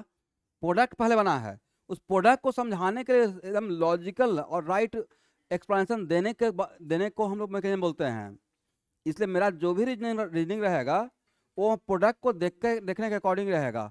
अगर इसमें यहाँ देखिएगा, इस केस में ध्यान से सुनना भाई, इस केस में प्रोडक्ट अगर ऑर्थो और पैरा का बना है, इसका मतलब क्या लॉजिक रहेगा कि OH डोनर ही बना हुआ है। इसका मतलब अगर OH का प्रोटेक्शन हुआ भी होगा तो डिप्रोटेक्शन होकर प्लस M का क्या रह गया, प्लस M रह गया। तो एक्सपेरिमेंटल एविडेंस क्या कहता है कि OH यहाँ पे एक्सेप्टर है या डोनर है, डोनर है, प्लस M ही शो कर रहा है, बट NH2 एक्सेप्टर बन गया था। ठीक है, उस वजह से मेटा का भी प्रोडक्ट बना है। इसको हटाएं, चलिए अब यहाँ देखिएगा स्टूडेंट, यहाँ पे आपसे मिस्टेक हो सकता है। अरे ये सारा जितना भी मैं बात बोल रहा हूँ स्टूडेंट, और उसमें अगर एक आध एग्जाम्पल का बात अगर छूट भी जाएगा तो सारा बात आपको डिस्कशन में आ जाएगा। और यहाँ देखिएगा, बेंजीन पार्ट 1 का क्वेश्चन कहाँ से कहाँ तक बनाना है वो मैं टिक लगवाऊंगा। इस बेंजीन पार्ट 1 का सारा क्वेश्चन रिएक्शन मैकेनिज्म में ही सर ने दिया है। कहाँ पे इसका क्वेश्चन मिलेगा, रिएक्शन मैकेनिज्म में। ठीक है, तो उसका मैं टिक लगवाऊंगा, अभी नहीं शुरू करना है। ये आज का लास्ट एग्जाम्पल रहेगा स्टूडेंट।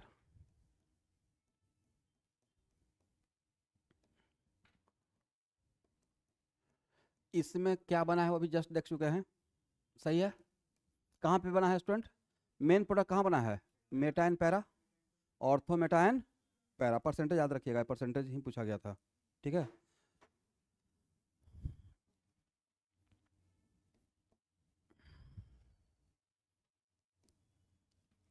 एक मिनट, ये NH2 एक्सेप्टर क्यों बन गया था, प्रोटोनेशन के वजह से। अब प्रोटेक्शन तब हुआ होगा जब लोन पेयर सफिशिएंटली अवेलेबल होगा। तो इसका लोन पेयर सिर्फ रिंग के साथ रेजोनेंस में, बाकी तो अवेलेबल था, राइट। यहाँ देखना भाई, एक साल ये पूछा गया, दूसरा साल ये पूछ लिया गया है। ध्यान से देखिए स्टूडेंट,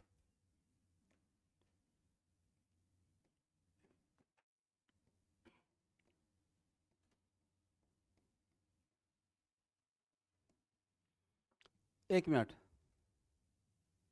एक ग्रुप इस रिंग के लिए एक्सेप्टर या रहेगा या डोनर रहेगा, अब सिर्फ डोनर रहेगा। क्या रहेगा, यहाँ पे अब इसका प्रोटोनेशन नहीं करेंगे भाई। एक्सेप्टर किसके वजह से बना था, प्रोटोनेशन की वजह से।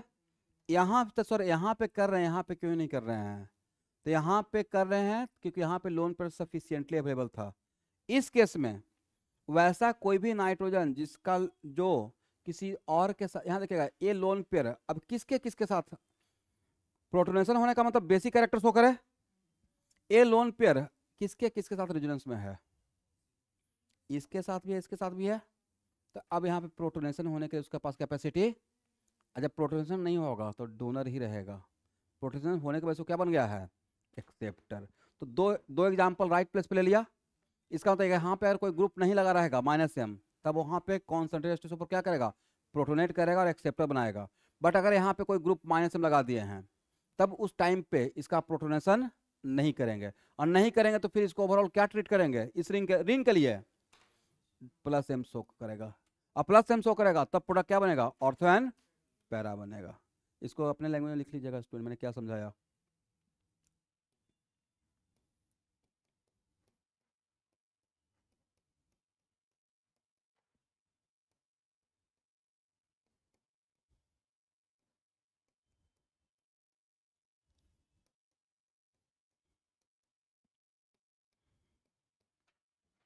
हो गया, डिफरेंस समझ में आ गया एवरीवन। तो यहाँ से ही कल का क्लास स्टार्ट करते हैं। Everyone try to come at 4:15, कल 4:15 में ही क्लास स्टार्ट करूँगा। मैं भी कोशिश करूँगा 4:15 तक आ जाए। मैक्सिमम चांस रहेगा 450 तक मैं आ जाऊँगा। ठीक है, तो सब लोग 450 तक आ जाइएगा।